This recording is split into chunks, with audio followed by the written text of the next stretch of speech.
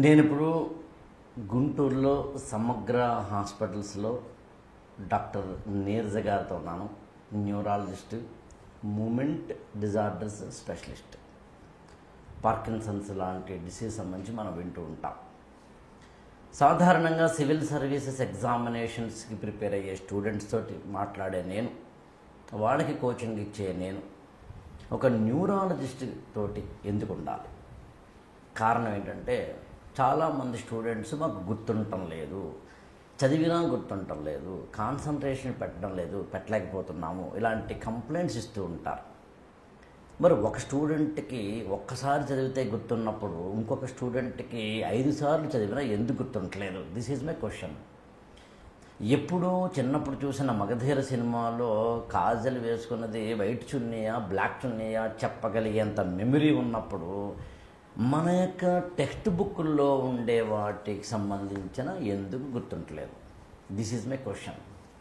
అంటే ఈ మెమరీ ఉండడం ఉండకపోవడం అనేది బ్రెయిన్లో ఉందా, న్యూరలాజికల్గా ఉందా, ఫిజియలాజికల్గా ఉందా, మన యొక్క కాన్సన్ట్రేషన్ అనే దానికి సంబంధించి మన హార్మోన్స్ లెవెల్లోనూ మన యొక్క ఆరోగ్యం మీదనూ ఉందా?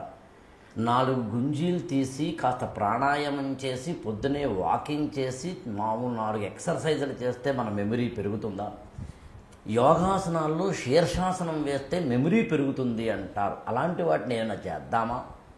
అసలు ఏంటి మెమరీ అనేది ఎక్కడ ఉంటుంది? బ్రెయిన్లో ఎక్కడ ఉంటుంది? మనం చిన్నప్పుడు చాలా చదివాం, కార్పస్ కొల్లాజం అనో సెరిబ్రల్ కార్టెక్స్ అనో మరొకటి చదివి ఉంటాం. వీటన్నిటికి సంబంధించినవి ఏంటి? ఏ విటమిన్లు తక్కువైతే ఎలా ఉంటుంది, ఏ హార్మోన్లు ఎక్కువైతే ఎలా ఉంటుంది, ఏ పరిస్థితులు ఎలా ఉంటుంది, ఇలాంటి వాటన్నిటిని ఒక డాక్టర్ అయితేనే చెప్పగలుగుతారు, ఒక స్పెషలిస్ట్ అయితేనే చెప్పగలుగుతారు, ఒక న్యూరాలజిస్ట్ అయితే చెప్పగలుగుతారు. పైగా డాక్టర్ నీరజ గారు మీరు కాస్త యూట్యూబ్లో చూస్తే కనుక ఆవిడవి వేల వీడియోలు మనకు కనిపిస్తాయి. ఒక మెడికల్ పాయింట్ని నార్మల్ ప్యారలాన్స్లో చెప్పడం అనేది బెస్ట్ కమ్యూనికేషన్ అనుకుంటే ఆవిడకి ఆ కమ్యూనికేషన్ ఉంది. అందుకని ప్రత్యేకంగా గుంటూరు వచ్చి మరీ నేను ఇంటర్వ్యూ చేస్తున్నాను మీకోసం. నమస్తే అండి. నమస్తే, చాలా థ్యాంక్స్. నన్ను గుర్తించి మీరు వచ్చి నాకు ఈ ఆపర్చునిటీ ఇచ్చారు. చాలా ఇంట్రెస్టింగ్ టాపిక్. నేను ఎప్పటి నుంచో అనుకుంటున్నాను దీన్ని టచ్ చేయాలి అని, కానీ కొంచెం కష్టమైంది. అందుకే నేను ఇప్పటి వరకు ఆ ధైర్యం చేయాల. కాకపోతే మీరు దీంతో ఆల్రెడీ బాగా తెలిసి ఉన్నారు కాబట్టి ఇద్దరం కలిసి అయితే దాన్ని కొంచెం ఈజీగా అర్థమయ్యేటట్టు చెప్పచ్చు. నా ఫస్ట్ క్వశ్చన్ అండి, మనం మామూలుగా మెమరీ అంటాం. మన బ్రెయిన్లో ఏ ఫంక్షనాలిటీస్, అసలు బ్రెయిన్లో మెమరీ అనేది ఎక్కడ స్టోర్ అవుతుంది, దానికి సంబంధించి ఏంటి అసలు? ఇప్పుడు మన బ్రెయిన్లో జ్ఞాపక శక్తి అనేది ఒక వైపు, ఇంకొకటి తెలివితేటలు డిఫరెంట్. ఇంటెలిజెన్స్ వేరు, మెమరీ వేరు. మెమరీ ఇంటెలిజెన్స్లో ఒక పార్ట్, ఎంత గుర్తు పెట్టుకుంటున్నాం అనేది ఒక పార్ట్. తెలివితేటలు అనేది అదొక్కటే కాదు, మనము ప్రాబ్లమ్స్ ఏదైనా డిఫికల్టీ వచ్చినప్పుడు ఎట్లా ఎదుర్కొంటున్నాం, అందరి మధ్యలో ఎట్లా బిహేవ్ చేస్తున్నాం, మనల్ని మనం ఎట్లా ప్రొజెక్ట్ చేసుకుంటున్నాం, అన్నీ ఇంటెలిజెన్స్లో పార్ట్ అవుతాయి. సో ఇప్పుడు బ్రెయిన్ అనే దాని యొక్క మెయిన్ ఫంక్షను మనం తెలివితేటలే మెయిన్ ఫంక్షన్. మనం ఎందుకంటే యానిమల్కి మనకి ఉండే డిఫరెన్స్ ఏంటి?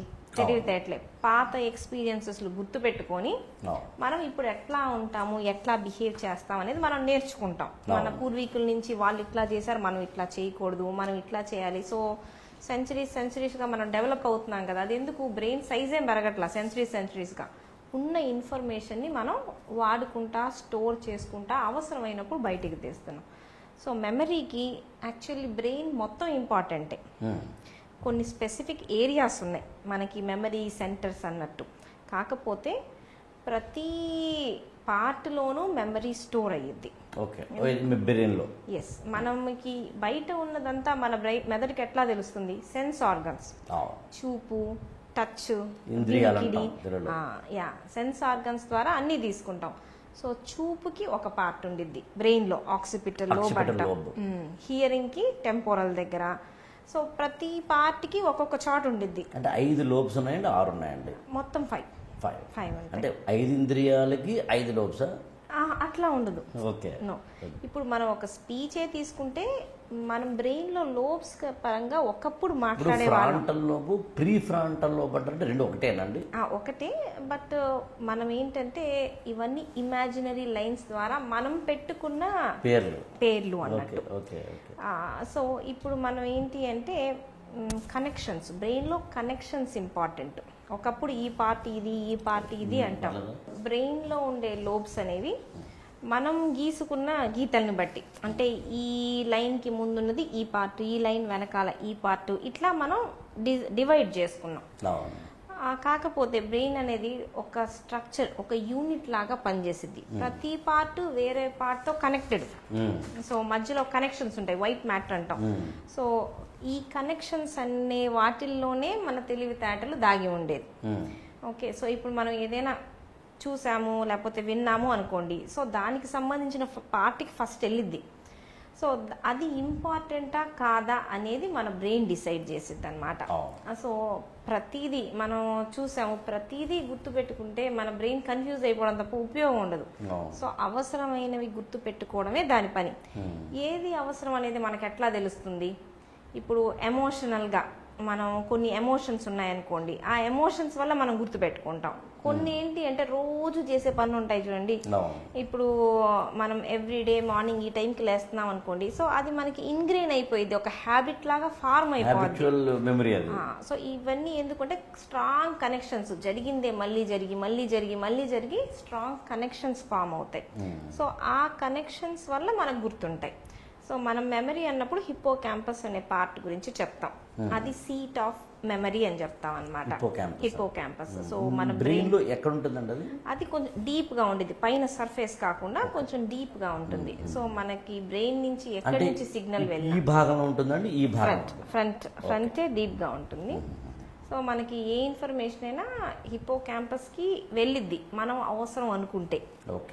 హిప్పో క్యాంపస్ దగ్గర అన్ని ఇప్పుడు మన ఫోన్ నెంబర్ ఒకటి చూసి నొక్కామనుకోండి, గంట తర్వాత అడిగితే మనకి ఫోన్ నెంబర్ గుర్తుండాల్సిన అవసరం కూడా లేదు, అవునా కదా? సో అది మనం వర్కింగ్ మెమరీలో ఉండిద్ది అనమాట. ఇది ఒక 5 నిమిషాలు ఉంటే చాలే అన్నట్టు బ్రెయిన్ డెలీట్ చేసేసింది. అంటే మనకి కంప్యూటర్స్ లో ర్యామ్ ఉంటుందండి, ఎగ్జాక్ట్లీ మెమరీ. సో అది షార్ట్ టర్మ్ మెమరీ అన్నట్టు. సో లాంగ్ టర్మ్ మెమరీకి ఫామ్ అవ్వాలి అంటే ఏదో ఒక రీజన్ ఇవ్వాలి మన మెదడుకి. సో ఆ రీజనింగ్ ఉంటే అప్పుడు కొత్త కనెక్షన్స్, సినాప్సెస్ అని ఉంటాయన్నమాట. నర్వ్కి మధ్యలో కనెక్షన్స్, వాటిల్లో కెమికల్స్ ఉంటాయి ఈ కనెక్షన్స్ మధ్యలో. సో అవన్నీ స్ట్రాంగ్ అవ్వాలి ఆ కనెక్షన్ స్ట్రాంగ్ అయితే హిప్పో క్యాంపస్ దాన్ని లాంగ్ టర్మ్ మెమరీ కింద మార్చిద్ది. ఆ లాంగ్ టర్మ్ మెమరీని మళ్ళీ కార్టెక్స్ అని ఉండిద్ది, బ్రెయిన్ బయట structure, cerebral cortex most important part. ఆ కార్టెక్స్ కి స్ప్రెడ్ చేసిద్ది అనమాట. సో మన కార్టెక్స్ అన్ని గుర్తు పెట్టుకుంటా ఉండిద్ది, మనం పాత మెమరీకి కొత్త మెమరీని కూడా లింక్ చేస్తా ఉండిద్ది. సో కొన్నిసార్లు కొన్ని మ్యూజిక్ విన్నప్పుడు మ్యూజిక్ ని కూడా లింక్ చేసిద్ది.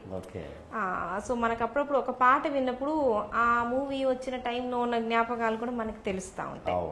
సో అది బ్రెయిన్ యొక్క ఫంక్షన్. మనం ఏదైనా కానీ use it or lose it అంటాం. వాడే వాటిని మనకి ఫ్యూచర్లో అవసరం అనుకున్న వాటిని బ్రెయిన్ దాచిపెట్టిద్ది. మనకి అవసరం లేదు అనిపించినవి అది తీసేసిద్ది. ఈ తెలివితేటలు, జ్ఞాపక శక్తి అనేది జీన్స్లో కూడా ఉంటుంది. మీరు చెప్పారు ఒకసారి చదివితే గుర్తుండిద్ది, కొంతమంది 20 సార్లు చదివితే గుర్తుండొచ్చు అన్నట్టు. అది మనం శ్రద్ధగా చదివామనుకోండి గుర్తుండే ఛాన్సెస్ ఎక్కువ. బట్ చివరికి శ్రద్ధగా చదివినా కూడా 2 పిల్లలు ఒకే రకంగా చదివినా ఒకళ్ళు ఏక సంతాగ్రహి అంటాం. ఒకసారికి 4-5 సార్లు పట్టొచ్చు. సో రెపిటిషన్ అనేది చాలా చాలా ఇంపార్టెంట్. చదివింది మళ్ళీ చదవాలి. ఒక స్టూడెంట్ కానీ ఒక వ్యక్తి కానీ ఒకసారి చదివితే రావడం అది గుర్తుండడము అనేది బై జీన్స్ అంటారా? జీన్స్, ఎన్వైరన్మెంట్, మనం ఎదిగిన పరిస్థితులు కూడా, పెంచిన విధానం, పెరిగిన విధానం, మన న్యూట్రిషన్, మనం తీసుకునే డైట్, మన బాడీ హెల్త్ అన్ని ఇంపార్టెంటే. అయితే ఇక్కడ డాక్టర్ గారు యాక్చువల్గా ఈ పాయింట్ని జనానికి లేదా ప్రేక్షకులకు చెప్పాలన్నదే ప్రధాన ఉద్దేశం. True true. ఇప్పుడు ఒక స్టూడెంట్కి ఏకసంతాగ్రహిత్వం ఒక్కసారి చదివితే వచ్చేస్తుంది, బట్ ఇంకొక స్టూడెంట్కి ఎక్కువసార్లు చదివితే అని గుర్తుంటలేదు. అవును. అంబేద్కర్ ఒక మాట అంటారండి, నీకు దమ్ముంటే కోడిని మేకని కాదు పులిని సింహాన్ని బలివు, దాన్ని అలాగూ బలిబలం అని. ఒక డాక్టర్గా నేను మిమ్మల్ని కోరేది ఏంటంటే, అడిగేది ఏంటంటే, ఒక నార్మల్ స్టూడెంట్ 5 సార్లు 6 సార్లు చదివినా కూడా గుర్తుండలేదట, అయితే ఒక పని చేద్దాం, ఏం చేస్తే నేను మిమ్మల్ని అదో ఆప్షన్స్లా కూడా ఒకటి విటమిన్స్ లాంటి వాటి అంటే ఇంటేక్ చేయమని కాదు, ఆర్టిఫిషియల్గా మెడికల్ తీసుకోమని కాదు, అంటే ఏ ఏ పదార్థాలు తింటే ఏ విటమిన్స్ ఏ పెరుగుతాయి, మొత్తం మీద విటమిన్స్ యొక్క పాత్ర. అండ్ స్లీప్, వ్యాయామం, ఎక్సర్సైజెస్ లాంటివి, ఇలాంటివి ఏం చేస్తే అంటే హార్మోనల్ బ్యాలెన్స్ అండ్ ఇంబ్యాలెన్స్ కూడా పాత్ర ఉంటుందా? ఎందుకంటే ఒకవేళ నిజంగా కనుక ఒక స్టూడెంట్ ఇంకో ఈ పనులు చేస్తే మెమరీ పెరుగుతుందంటే కనుక అతను ఆ పనులు చేసి మెమరీ పెంచుకోవచ్చు. అప్పుడు బై బర్త్ జెనెటికల్గా ఉన్న వాళ్ళతో అతను సమానం అవ్వచ్చు. ఇలా సమానం చేయడమే మన యొక్క ఉద్దేశం. కరెక్టే. బాగా హై ఐక్యూ ఉన్న వాళ్ళని ఇంకా తెలివితేటలు చేయడం మన ఉద్దేశం కాదు. యావరేజ్ ఐక్యూ ఉన్నా కూడా ఎక్సెప్షనల్ మంచి పర్ఫార్మెన్స్ ఇవ్వాలి అంటే అది మన ఎయిమ్. ఎగ్జాక్ట్. ఓకే. సో అది మల్టిపుల్ ఫ్యాక్టర్స్. తెలివితేటలు అనేది సింగిల్ కాజ్ కాదు. ఇప్పుడు జీన్స్ ఒక్కటే అని మనం చెప్పలేం, మల్టిపుల్ కాజెస్ ఉంటాయి. సో మనం మిగతా వాటిని కొంచెం బ్యాలెన్స్ చేయగలిగితే కొంచెం పైకి పుష్ చేయొచ్చు. సో ఇప్పుడు మనం ఒక యావరేజ్ స్టూడెంట్కి మంచి టీచర్ని ఇచ్చామనుకోండి, మంచి పర్ఫార్మెన్స్ ఇస్తారా ఇవ్వరా? ఇస్తారు కదా. సో అట్లా ట్రైనింగ్. సో బ్రెయిన్ని మనం ట్రైన్ చేయొచ్చు. 100% అని నేను చెప్పను, సైన్స్లో అట్లా చెప్పం 100% అనేది. బట్ మన చేతుల్లో ఉన్నంత వరకు 50% అయినా మనం అది మాడిఫై చేయొచ్చు. ఇప్పుడు మేము రాసిన కాంపిటేటివ్ ఎగ్జామ్స్ మిగతా వాళ్ళు రాయరుగా. ఎంబీబీఎస్ దగ్గర రాస్తాం, ఎండి దగ్గర రాస్తాం, డిఎం దగ్గర రాస్తాం. సో ప్రతి చోట ఎలిమినేషనే. సో ప్రతి చోట కాంపిటీషన్ ఫేస్ చేస్తాం. ఎంత బాగా చదివా అనే దానికన్నా మిగతా వాళ్ళతో పోల్చుకోవడం. యాక్చువల్లీ పోల్చొద్దు అంటాం, కానీ మన ఎంట్రన్స్ ఎగ్జామ్సే పోల్చడంతోనే కదా. సో ఇప్పుడు మేము చూస్తాం, మాకన్నా కష్టపడే వాళ్ళని చూస్తాము, అసలు పెద్దగా కాలేజ్కి రాకుండా టాప్ వచ్చిన చూస్తాం, అన్ని రకాలుగా ఉంటుంది. సో బట్ దీంట్లో మన చేసేది కూడా ఉంటుంది, మన చేతుల్లో ఉండేది, పేరెంట్స్ చేతుల్లో ఉండేది కూడా ఉంటుంది. మనం వాటి గురించి అయితే బెటర్గా హ్యాండిల్ చేయొచ్చు. సో మోస్ట్ ఇంపార్టెంట్ థింగ్ అయితే మాత్రం స్లీపే. అన్నిటికన్నా నెంబర్ 1 నిద్ర. ఇప్పుడు చదువుకునే వయసులో 8 hours స్లీప్ అనేది కంపల్సరీ. 8 hours అండి? 8 hours. 7 to 8 అన్నైనా అనుకోవచ్చు, కాస్త అటు. మళ్ళీ ఒక్కొక్కరికి ఒక్కొక్కటి, ప్రతి ఒక్కళ్ళు 8 hours స్టాండర్డ్ అని నేను చెప్పను. కొంతమందికి 6 hours సరిపోవచ్చు, బట్ యావరేజ్ గా మెజారిటీ వాళ్ళకి 8 hours. ఎందుకు కారణం ఏంటంటారు? వాళ్ళు స్లీప్ క్వాలిటీ చాలా బాగుందనుకోండి, వాళ్ళు 6 hours పడుకొని లేచినా ఫేస్ చూస్తే యాక్టివ్ గా ఉంటారు. కొంతమంది 6 hours లేవగానే అసలు నిద్రపోనట్టు ఉంటారు. అంటే డీప్ స్లీప్ ఎంత ఉంది క్వాలిటీ అనేది బట్టి చాలా ఇంపార్టెంట్. సో మెమరీ కన్సాలిడేట్ అయ్యేది స్లీప్ లోనే. ఓకే. సో కన్సాలిడేషన్ జరగాలి. ఎక్కువ స్లీప్ అయితే ఎక్కువ స్లీప్ మళ్ళీ మనకి రాదు. సరిపడా స్లీప్ ఇంపార్టెంట్. ఎందుకు సరిపడా స్లీప్ అంటున్నానంటే, మేము రెగ్యులర్గా 10th క్లాసు ఇంటర్ పిల్లలు వీళ్ళని రోజు చూస్తాం. తలనొప్పి, గుర్తుండట్లేదు, ఏదో ఒక హెల్త్ ప్రాబ్లమ్స్తో చాలా వస్తారు. మాకు అర్థమైపోద్ది, 10th క్లాస్ పిల్లాడు వచ్చారంటే ఇంక దేనికి వస్తాడు? తలనొప్పి అని వస్తారు. నిద్ర సరిపోదు. ఎన్నింటికి లేస్తాడు? పొద్దున 4ంటికి లేస్తాడు. ఎన్నింటికి బెడ్కి వెళ్తాడు పడుకోవటానికి? 10 తర్వాత వెళ్తాడు. ఎట్లా సరిపోతుంది? పేరెంట్స్కి మేము చెప్తాం, అట్లా కాదండి, ఇంత తక్కువ నిద్రతో చదివినా పెద్ద యూజ్ ఉండదున్నా కానీ వాళ్ళు టీచర్ చెప్పేదే నమ్ముతారు. ఇట్లా చదవకపోతే సీట్ రాదండి అంటే వెళ్ళిపోతారు. పక్క పిల్లలు చదువుతున్నారు కదా, మా వాడు కూడా అట్లా చదవాలి కదా అని. అది అసలు కరెక్ట్ కాదు. 8 hours స్లీప్ సరిపడా ఉంటే చదివింది గుర్తుండిద్ది. అంతేగాని రాత్రులు పగలు నిద్ర లేకుండా అందరూ వచ్చి చెప్తారు. ఇప్పుడు సిఏ ఎగ్జామ్ వాళ్ళు అందరూ వస్తారు కదా, 3 గంటలు నిద్రపోతారు. 3 hours స్లీప్ పర్ నైట్. దానివల్ల యూస్ లేదు కదా. స్లీప్ అన్నారు కాబట్టి భలే గుర్తొచ్చింది. కొంతమంది స్టూడెంట్స్ నైట్ అవుట్ చేస్తారు. ఎగ్జాక్ట్లీ. దానివల్ల నేను మాట్లాడుతుంది న్యూరలాజికల్ గా, ఎప్పుడు మిమ్మల్ని ఏమడిగినా ఒక న్యూరాలజిస్ట్ గా నేను అడుగుతాను. సరిపోతుంది, అది ఈజీ రైట్ అండి? It's not right. ఇప్పుడు ఏంటి, మనం ఎగ్జామ్లో రాయాల్సింది సంవత్సరం మొత్తం చదివిందే కదా, ముందు రోజు రాత్రి చదివింది కాదు కదా. సో మీరు రీకాల్ చేసుకోవాలి ఎగ్జామ్ రోజు, ఇంతకు ముందుదంతా రీకాల్ చేసుకోవాలి. నైట్ ఉన్నది నేను షార్ట్ టర్మ్ మెమరీలో పెట్టుకొని రేపటికి ప్రొడ్యూస్ చేస్తా అంటే కుదరదు. లాంగ్ టర్మ్ మెమరీలో నుంచి మనం మొత్తం రీకాల్ చేసుకోవాలి. అది చెయ్యాలి అంటే బ్రెయిన్కి సరిపడా రెస్ట్ రావాలి, అన్ని స్లీప్ స్టేజెస్ కరెక్ట్గా ఉండాలి. మనం ఇష్టం వచ్చినట్టు స్లీప్ స్టేజెస్ని మార్చుకోలేం. సో ఆ ప్రాపర్ స్లీప్ పడితేనే మనకి అది వస్తుంది. సో నాకు గుర్తుంది, నా ఎంబీబీఎస్ ఎగ్జామ్ రాసేటప్పుడు నాకు ఎందుకో కానీ ఫోరెన్సిక్ మెడిసిన్ చాలా ఇష్టం. చాలా చిన్న సబ్జెక్టే ఫోరెన్సిక్. దీంట్లో ఎట్లాగైనా నేను బాగా రాయాలి అనుకుని నేను ఆల్రెడీ చదువున్నాను, అయినా ముందు రోజు నిద్రపోకుండా చదివాను. నేనేం చేశాను, ఒక ఎస్సేకి ఇంకొక ఎస్సే రాసి వచ్చాను. అంటే క్వశ్చనే సరిగ్గా చదువుకోలేదు నేను. సో నేను బ్రహ్మాండంగా రాసాను. ఉపయోగం ఏముంది, నేను అట్లాంటి తప్పు ఎప్పుడు చేయాల. ఆ రోజు ఎందుకు చేశాను, ఎగ్జాక్ట్లీ మిగతావి నేను బాగా నిద్రపోయి బాగా రాశాను. ఇదేంటంటే క్వశ్చన్ చదవడమే తప్పుగా చదివాను నేను క్వశ్చన్. సో అట్లాంటి బ్లండర్స్ మనం చేస్తున్నాము అంటే అది మన చేతుల్లో ఉన్నది. సో నైట్ అవుట్ అనేది అసలు చేయకూడదు. ముందు రోజు ఎస్పెషల్లీ మంచి స్లీప్ అనేది ఖచ్చితంగా అవసరమే. సో మనం ఆ అకాడమిక్ ఇయర్ స్టార్ట్ అయ్యేటప్పుడు మొదటి రోజు చదివింది కూడా ఎగ్జామ్లో రాయాలి. ముందు రోజు నైట్ది మన ఏం కాదు. సో దీన్ని పిల్లలు అర్థం చేసుకోలేకపోయినా పేరెంట్స్, టీచర్స్ ఎన్ఫోర్స్ చేయాలి. So sound sleep, efficient sleep, better sleep, అది 6 hours 7 hours అనుకుందాం, 8 hours.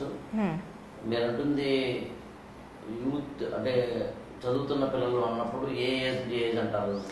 మన దగ్గర mostly 10th, inter first year, inter second year, ఈ మూడేగా మోస్ట్ క్రిటికల్ ఫేజెస్. ఈ 3 క్రిటికల్ ఫేజెస్. టీనేజ్ అనుకోండి, టీనేజ్ ఎగ్జాక్ట్లీ. టీనేజ్ పిల్లలు రోజుకి 8 గంటలు పడుకోకపోతే వాళ్ళు ఆరోగ్యాన్ని మాత్రమే కాదు మెమొరీని కూడా కోల్పోతున్నారు. కాబట్టి నాకు మెమొరీ లేదు, నేను చదువుతున్నా గుర్తుంటలేదని ఎక్స్ట్రా చేయొద్దు. Have a good sleep. Food కన్నా ఇదే ఇంపార్టెంట్. మనం ఏంటంటే ఏది తినాలని అడుగుతాం, కానీ ఫుడ్ కన్నా మెదడుకి sleep more important. So first sleep set చేసుకోవాలి. దాని తర్వాత డైట్. మనకి ఇండియాలో 40% ఆఫ్ ద పాపులేషన్కి B12 డెఫిషియన్సీ ఉండిద్ది. మన దాంట్లో వెజిటేరియన్ ఫుడ్ ఎక్కువ. సో కాబట్టి B12 అనేది మెమరీకి చాలా ఇంపార్టెంట్. చిన్న పిల్లల్లో కూడా ఉంటుంది.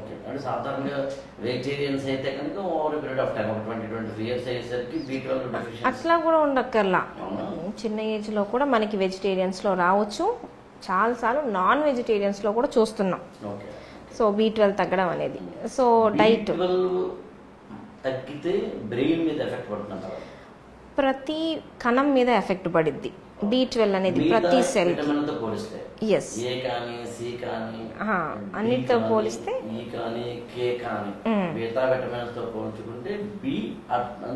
B12. ఇంకొకటి బ్రెయిన్ కి అవసరమైంది omega-3 fatty acids, fats. omega-3 fatty acids, కొన్ని ప్రోటీన్స్ అవసరం. సో డైట్ అనేది మనం చెప్పేది ఇప్పుడు డైట్లో బ్రెయిన్ ఫుడ్స్ ఏంటి అంటే అవకాడో తిను, బ్రాకిలీ తిను, ఇవన్నీ అంటే అవన్నీ దొరకవు, మనకి రెగ్యులర్గా తినే ఫుడ్ కాదు. బట్ ఉండే ఫుడ్ బ్యాలెన్స్డ్ డైట్ తీసుకుంటే అన్నీ వచ్చేస్తాయి దాంట్లో. మనం బ్యాలెన్స్డ్ ఫుడ్ తినని వాళ్ళకి, డెఫిషియన్సీస్ ఉన్న వాళ్ళకి డైట్ ప్లాన్స్ లాంటివి చెప్తాం, ఎక్కువ తీసుకోండి అని. బట్ బ్యాలెన్స్డ్ ఫుడ్ బాగా ఆకుకూరలు తింటున్నారు, వెజిటేబుల్స్ తింటున్నారు, ఫ్రూట్స్. జంక్ ఫుడ్ తగ్గింది. ఎగ్జాక్ట్లీ, జంక్ ఫుడ్ రిఫైన్డ్ కార్బోహైడ్రేట్స్లో ఏం రాదు. జంక్ ఫుడ్ కాకుండా నట్స్, బాదం పప్పులు, జీడిపప్పులు, పీనట్స్, ఫ్రూట్స్, బెర్రీస్ అంటే రేగ్గాయలు, ఉసిరికాయలు, నేరేడికాయలు, ఇట్లాంటి. So healthy diet. ఇవన్నీ మన నార్మల్ డైట్లో ఒకప్పుడు ఉండేవే. ఇప్పుడు ఏంటంటే గుర్తుపెట్టుకొని గడిపితే చాలు. మన దగ్గర దొరకనివి, ఎక్స్పెన్సివ్ ఉన్నాయి కూడా అక్కర్లా. So regular balance diet. omega-3 fatty acids అంటే నట్స్లో వస్తాయి, ఫిష్ తీసుకునే వాళ్ళలో ఫిష్. ఒమేగా 3 ఫ్యాటీ యాసిడ్స్ అని very very essential for brain power. Brain కి చాలా ఇంపార్టెంట్. అంటే ఆ న్యూరో ట్రాన్స్మిటర్స్ కి కెమికల్ ప్యాసెంజర్స్ కి అవసరం ఉంటుంది. మామూలుగా బ్రెయిన్ అనేది చాలా వరకు ఫ్యాట్స్ తో తయారైంది. దాని సెల్ వాల్, సెల్ మెంబ్రెయిన్స్ కి వీటన్నిటికీ ఫ్యాట్స్ అనేవి అవసరం పడతాయి. B12 అనేది ప్రతి ఎదిగే కణానికి ఎనర్జీ ఎక్కువగా వాడుకునే సెల్స్కి అవసరం. మన బాడీలో బ్రెయిన్ చాలా ఆక్సిజన్ కన్జ్యూమ్ చేసిద్ది, చాలా గ్లూకోజ్ కన్జ్యూమ్ చేసిద్ది. సో దానికి ఆ డిమాండ్ని మనం సప్లై చేయాలి అంటే ఇవన్నీ విటమిన్స్ సరిపడితేనే మనం ఇవ్వచ్చు. సో బ్రెయిన్ అనేది ఏది పడితే అది యూజ్ చేసుకోదు. గ్లూకోజే వాడుకుండిద్ది, కీటోన్సే వాడుకుండిద్ది. అది చాలా సెలెక్టివ్. సో అవి మనకి సరిపడా ఉండాలి. బ్రెయిన్కి ఆక్సిజన్ 5 నిమిషాలు తగ్గినా బ్రెయిన్ తీసుకోలేదు, గ్లూకోజ్ 5 మినిట్స్ తగ్గినా కూడా తీసుకోలేదు. కిడ్నీలు, హార్ట్లు, లివరు ఇవన్నీ టైం ఇస్తాయి. బ్రెయిన్లో ఎప్పుడు మేము చెప్పేది టైం ఈజ్ బ్రెయిన్. సో 1 నిమిషం కూడా దానికి కావాల్సింది అది లేకపోతే అది పనిచేయదు. సో నెసెసరీ అయిపోతుంది. సో డైట్ అనేది ఒకప్పుడు చిన్నపిల్లల డైట్లో మాట్లాడాల్సిన అవసరం వచ్చేది కదా, అన్నీ తినేవాళ్ళు. ఇప్పుడు ఏంటంటే జంక్ ఫుడ్స్ ఎక్కువ అయ్యాయి. అది తినను, ఇది తినను, ఇట్లా వచ్చేటప్పటికి డైట్లో కొన్ని విటమిన్స్ తగ్గిపోతున్నాయి. బట్ బ్యాలెన్స్డ్ డైట్ సరిపడా ఇస్తే సరిపోతుంది. కొంతమంది అండి మమ్మల్ని ఎవరు చేతపడి పెట్టారండి, మాకు అర్థం కావట్లేదండి, ఏవో వింటున్నానండి అని, అంటే దెయ్యం పట్టింది, ఊగిపోవడాలు, పూనకాలు, వీటి వెనకాల ఈ B12 డెఫిషియన్సీ కానీ ఒమేగా 3 ఫ్యాటీ యాసిడ్ డెఫిషియన్సీ ఉందంటారా? కొన్నిసార్లు B12 రావచ్చు. B12 డెఫిషియన్సీలో మెగలోబ్లాస్టిక్ మ్యాడ్నెస్ వచ్చింది అంటాం. సో అది ఒక రకమైన బిహేవియరల్ చేంజెస్ B12 డెఫిషియన్సీలో రావచ్చు. సో అట్లానే విటమిన్ డెఫిషియన్సీసే కాదు, కొన్ని డిసీజెస్ కూడా ఉంటాయి. స్కిజోఫ్రీనియా ఇట్లాంటివి వచ్చినప్పుడు కూడా ఇవన్నీ జరగవచ్చు. సో ప్రతి దాని వెనకాల సైన్స్ ఉండిద్ది. సో మనం రీజన్, మన పని అలోపతిలో రీజన్ ఏంటో కనిపెట్టాలి. B12 తక్కువ ఉంటే B12 సెట్ చేద్దాం. స్ట్రెస్, ఎక్సెసివ్ స్ట్రెస్ వల్ల కూడా ఇవన్నీ రావచ్చు. సో స్ట్రెస్ని కంట్రోల్ చేయాలి, డిప్రెషన్ ఉంటే డిప్రెషన్ కంట్రోల్ చేయాలి. ప్రతిదీ మనం హ్యాండిల్ చేయాల్సిందే రీజన్ని బట్టి అన్నట్టు. ఇప్పుడు కోడి ముందా గుడ్డు ముందు లాగా బిహేవియర్ బట్టి హార్మోనల్ ఇంబ్యాలెన్స్ ఉంటుందంటారా? నేను మాట్లాడుతున్న బ్రెయిన్ పరంగా హార్మోనల్ ఇంబ్యాలెన్స్ వల్ల బిహేవియర్ లో మార్పు వస్తుంటారా? ఓకే, అంటే ఇప్పుడు బిహేవియరల్ ప్రాబ్లమ్స్, ఇప్పుడు స్కిజోఫ్రీనియా లాంటివి తీసుకున్నాను అనుకోండి, జెనెటికల్గా కూడా వచ్చింది. సో అది జెనెటికల్గా బ్రెయిన్లో ఉన్న కనెక్షన్స్ వల్లనో, బ్రెయిన్లో ఉన్న హార్మోన్స్ వల్లనో, ఏదో ఒక దాని వల్ల ఫస్ట్ ఈ చేంజ్ వచ్చింది, దాని తర్వాత బిహేవియర్లో చేంజ్ అవుద్ది. సో జీన్స్, మన చుట్టూ ఉన్న ఎన్వైరన్మెంటు, అంటే ఎన్వైరన్మెంట్ అంటే మన చుట్టూ ఉన్న స్ట్రెస్ కానీ, ల్యాక్ ఆఫ్ స్లీప్ కానీ, ఏదైనా అయి ఉండొచ్చు. సో ఇవన్నీ కలిసినప్పుడు బ్రెయిన్లో చేంజెస్ వస్తాయి, దానివల్ల బిహేవియర్లో చేంజెస్ వస్తాయి. సో ఇదంతా మెదడులో వచ్చినా కూడా మళ్ళీ ఇది సైకాట్రీ వాళ్ళు హ్యాండిల్ చేసే బ్రాంచ్. యాజ్ ఎ న్యూరాలజిస్టు మేము ట్రీట్ చేస్తాం, కానీ స్పెషలిస్టులు మాత్రం వాళ్ళే. బిహేవియర్ వరకు వచ్చినప్పుడు మాత్రం అది ఎంటైర్లీ ఇంకొక ప్రపంచం. దానికి మళ్ళీ సైకాట్రిస్ట్ వాళ్ళు, అది మోర్ డిఫికల్ట్ టు ట్రీట్. మామూలు న్యూరలాజికల్ ప్రాబ్లమ్స్ కన్నా బిహేవియరల్ ప్రాబ్లమ్స్ ఇంకా కష్టం. సో ఉండదు, మనం ఎట్లా ప్రూవ్ చేస్తాము, ఎంత ఉందని చెప్తాం, కాబట్టి అది వెరీ వెరీ డిఫికల్ట్. ఇప్పుడు కొన్ని బిహేవియరల్ ప్రాబ్లమ్స్ పిల్లల్లో చూస్తాం. ఇది ఏంటంటే పేరెంట్స్ని ఒప్పించడం కష్టం. ఇది బిహేవియరల్ ప్రాబ్లం అంటే పేరెంట్స్ యాక్సెప్ట్ చేయలేరు. బట్ ఈ మధ్య వస్తున్నాయి, ఎందుకంటే చాలా చిన్న ఏజ్ నుంచే వాళ్ళ ఎన్వైరన్మెంట్లో కానీ స్ట్రెస్సర్స్ అన్నీ ఎక్కువైపోయాయి కదా. సో కిడ్స్లో చాలా ఎక్కువగా ఉన్నాయి behavioural problem. So child psychiatry ఒక సెపరేట్ బ్రాంచే ఉంది దానికోసం అన్నట్టు. సో అట్లాంటివి వచ్చినప్పుడు మేము కూడా చాలాసార్లు దాన్ని హ్యాండిల్ చేయలేం, చెప్తాం చైల్డ్ సైకాలజిస్ట్, చైల్డ్ సైకాట్రిస్ట్ దగ్గరికి వెళ్ళిపోండి, అవన్నీ మనం హ్యాండిల్ చేసుకోవాలి. ఆటిజం అనేది మామూలుగా ఎర్లీ ఏజ్లో స్పీచ్తో చూస్తాం అనమాట. ఒక ఏజ్ తర్వాత డిఫరెంట్ వేరేగా చూస్తాం బిహేవియరల్ ప్రాబ్లమ్స్ అనేవి. సో ఏజ్ని బట్టి టైప్ మారుతూ ఉంటుంది అన్నట్టు.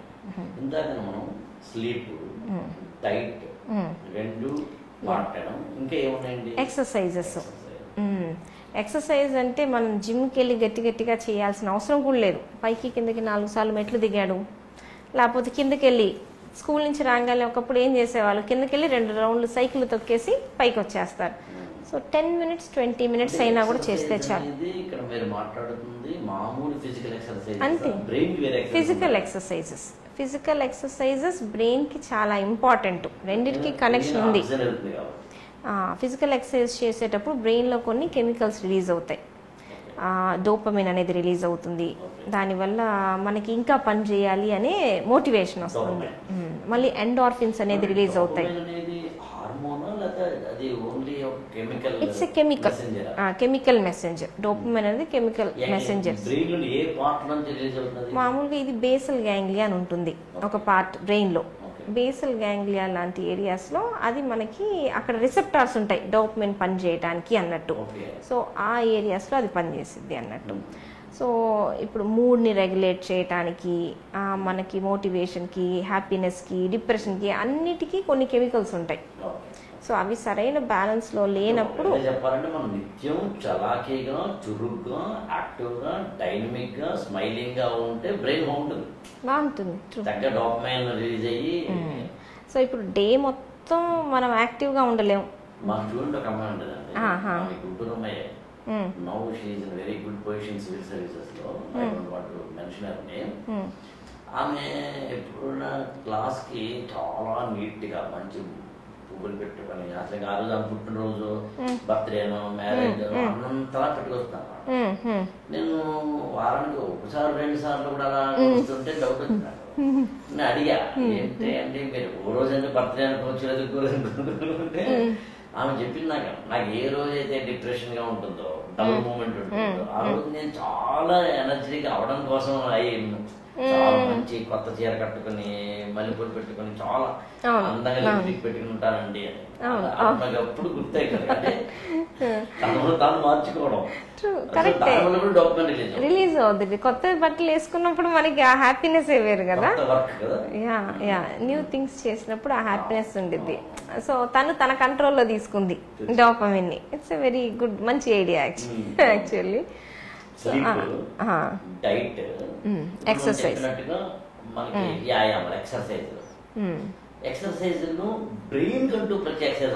బ్రెయిన్ కి ఏంటి అంటే బ్రెయిన్ ని మనం యూజ్ చేయాలి, వాడాలి. వాడడం కోసం నేను రోజు చదివితే అది వాడడం అవ్వదు. ఆ పార్టే స్ట్రెంగ్త్ అవుద్ది. మనం వాడని పార్ట్ వాడుకోవాలి. ఇప్పుడు పెయింటింగ్ లాంటివి చేసాం, మనం రైట్ సైడ్ బ్రెయిన్ ని స్టిమ్యులేట్ చేస్తాం. పెయింటింగ్, పోయట్రీ రాసాం, అప్పుడు వేరే పార్ట్. సుడోకు, మ్యాథ్ పజిల్స్ చేసాము, వొకాబులరీ, కొత్త వర్డ్ నేర్చుకున్నాము, పజిల్స్ చేసాము. ఇవన్నీ బ్రెయిన్ కి ఎక్సర్సైజ్, బ్రెయిన్ టీజర్స్. సో ఇవి చేస్తే ఏంటంటే మనము బ్రెయిన్ కనెక్షన్స్ మనం వాడనివి తగ్గిపోతా ఉంటాయి కదా. ఏజ్ పెరిగే కొద్ది కనెక్షన్స్ తగ్గిపోతా వస్తాయి. సో మనం ఏంటంటే కనెక్షన్స్ తగ్గకుండా ప్రిజర్వ్ చేయడానికి అన్ని పార్ట్లు వాడుతూ ఉండాలి. మనకి చిన్నప్పటి నుంచి పొడుపు కథలని, పజిల్స్ అని ఇవన్నీ నేర్పడానికి వన్ ఆఫ్ ద డేస్ ఏదే ఉండాలి. ట్రూ. బ్రెయిన్ లో అన్ని పార్ట్లు ఫంక్షన్ చేయాలి. ఇప్పుడు మనకి వచ్చిన ఇబ్బంది ఏంటి అంటే ఇవన్నీ పాస్ట్ టైంలో చేసే పనులు, మనం ఫ్రీ టైం. ఇప్పుడు ఫ్రీ టైం లేదు చాలా వరకు పిల్లలకి. ఈ రోజు మొత్తం బిజీ టైమే. ఫ్రీ టైం దొరికితే ఏం చేస్తారు? నాకు 10 minutes దొరికింది, నువ్వు నాతో గంట చదివించావు కాబట్టి నాకు ఫోన్ ఇవ్వాలంటారు. ఫోన్ అడగటానికి one of the main reason ఇంట్లో వాళ్ళు కూడా ఫోన్ వాడుతూ ఉంటారు. నువ్వు వాడుతున్నావుగా, నాకు ఇవ్వచ్చు కదా అని. సో ఫోన్ వాడడం అనేది బ్రెయిన్కి రిలాక్సేషన్ కాదు. ఆ ఫోన్ మనం వీడియోస్ మారుస్తూ ఉంటాం, ఇది వచ్చింది చేంజ్ చేస్తుంటాం. సో బ్రెయిన్ ఆ టైంలో కూడా యాక్టివ్గానే ఏదో చేస్తూ ఉంది, ఎమోషన్స్, ఆ ఎమోషన్ ఈ ఎమోషన్ అని చెప్పేసి. సో ఇట్లా ఒక 10 వీడియోలు చూసేటప్పటికి బ్రెయిన్ అలసిపోయింది కానీ యాక్టివ్ అవ్వదు. సో కాబట్టి అది యూజ్ లేదు. సో మనం చదువుకుంటున్నాము అంటే బ్రేక్స్ ఇవ్వాలి మధ్యలో. ఇప్పుడు నేను చదివేటప్పుడు నాకు తెలుసు గంటకి నేను 20 పేజీలు చదవగలను. నా స్పీడ్ అది, అందరి స్పీడ్ అది కాదు. సో నేను 20 minutes అని పెట్టుకుంటా, గంటలో 20 minutes 10 pages, 20 minutes 10 pages అని. మధ్యలో ఏం చేస్తాను, మిగతా టైం ఉందిగా ఆ టైం నేను బయటకు వెళ్ళి అటు ఇటు తిరిగేసి, కావాలంటే కాఫీ షాప్కి వెళ్ళేసి నలుగురు బయట ఖాళీగా మళ్ళీ తిరుగుతున్న వాళ్ళతో మాట్లాడేసి మళ్ళీ వచ్చి కూర్చుంటాం. సో అట్లా కాకుండా 20 minutes చదివి 10 minutes ఫోన్ చూసి మళ్ళీ 20 minutes 10 minutes అది రిలాక్సేషన్ అవ్వదు. సో అనిపిస్తుంది కానీ ఫేక్ అంతే. సో చదువుకునేటప్పుడు మన స్పీడ్ మనకి తెలిసి ఉండాలి. నేను ప్రతి ఎగ్జామ్కి ముందు మా పెద్ద పెద్ద బుక్స్ ఉంటాయి, నేను న్యూరాలజీ ఎంట్రన్స్ కూర్చున్నా అన్నా కూడా నేను 3 సార్లు చదవండి బుక్ చదవకుండా నేను ఎగ్జామ్ రాయను. 3 times నేను ఆ బుక్ ఫినిష్ చేయాలి. ఎందుకంటే నాకు తెలుసు నేను 3 times చదివితే నాకు గుర్తుండిద్ది అని. ఫస్ట్ టైం అండర్లైన్ చేసుకుంటా. సో ఒక్కొక్క వ్యక్తి, ఒక స్టూడెంట్ తాను మెమరీని ఇంప్రూవ్ చేసుకోవాలన్నా, మంచి మార్కులు తెచ్చుకోవాలన్నా, జీవితంలో ఎదగాలన్నా ఫస్ట్ తనను తాను అర్థం చేసుకోవాలి. ఎన్నిసార్లు చదివితే గుర్తుంటుంది. పక్కోళ్ళు ఒకసారి చదివారు అని నేను బాధపడ్డాను అనుకోండి, నేను 3 సార్లు చదవలేనుగా, నేను డిప్రెషన్ తప్ప ఏమీ ఉండదు. నా స్పీడ్ ఇదే. నాకు ఒకసారి చదివితే గుర్తుంటుంది అంటే నాకు గుర్తుండదు. నేను ఫస్ట్ టైం అండర్లైన్ చేసుకుంటా. చదివింది నేను రాయాల్సిందే, అందులో 3 పెన్లు వాడతా, red ink pen, green ink pen, black. Okay okay. ఈ 3 నేను ఏది రాసినా అలాగే. మిమ్మల్ని ఇంటర్వ్యూ చేయడానికి రాసుకున్న నోట్స్ కూడా అలాగే ఉంటుంది. అలా ఒక్కసారి చేస్తారు నాకు. Okay okay. మళ్ళీ ఇంకా చూడాల్సిన అవసరం. అది మీది రైటింగ్ తో బాగా గుర్తుండిద్ది అని. నేను అండర్లైనింగ్ చేసి నేను మళ్ళీ చదవాలి. మళ్ళీ నన్ను ఒక్కొక్క టెక్నిక్. కొంతమంది క్వశ్చన్స్, ఇప్పుడు నన్ను దీని మీద క్వశ్చన్ అడిగితే నేను ఎట్లా చెప్తాను అని ఆలోచిస్తాను చూడండి, అది మెమరీని మనం సాలిడిఫై చేస్తున్నాం. ఇంకొకటి కొంతమంది ఏంటంటే టీచింగ్, ఇంకొకరికి నేర్పించాము అంటే మర్చిపోం. సో అవన్నీ టెక్నిక్స్.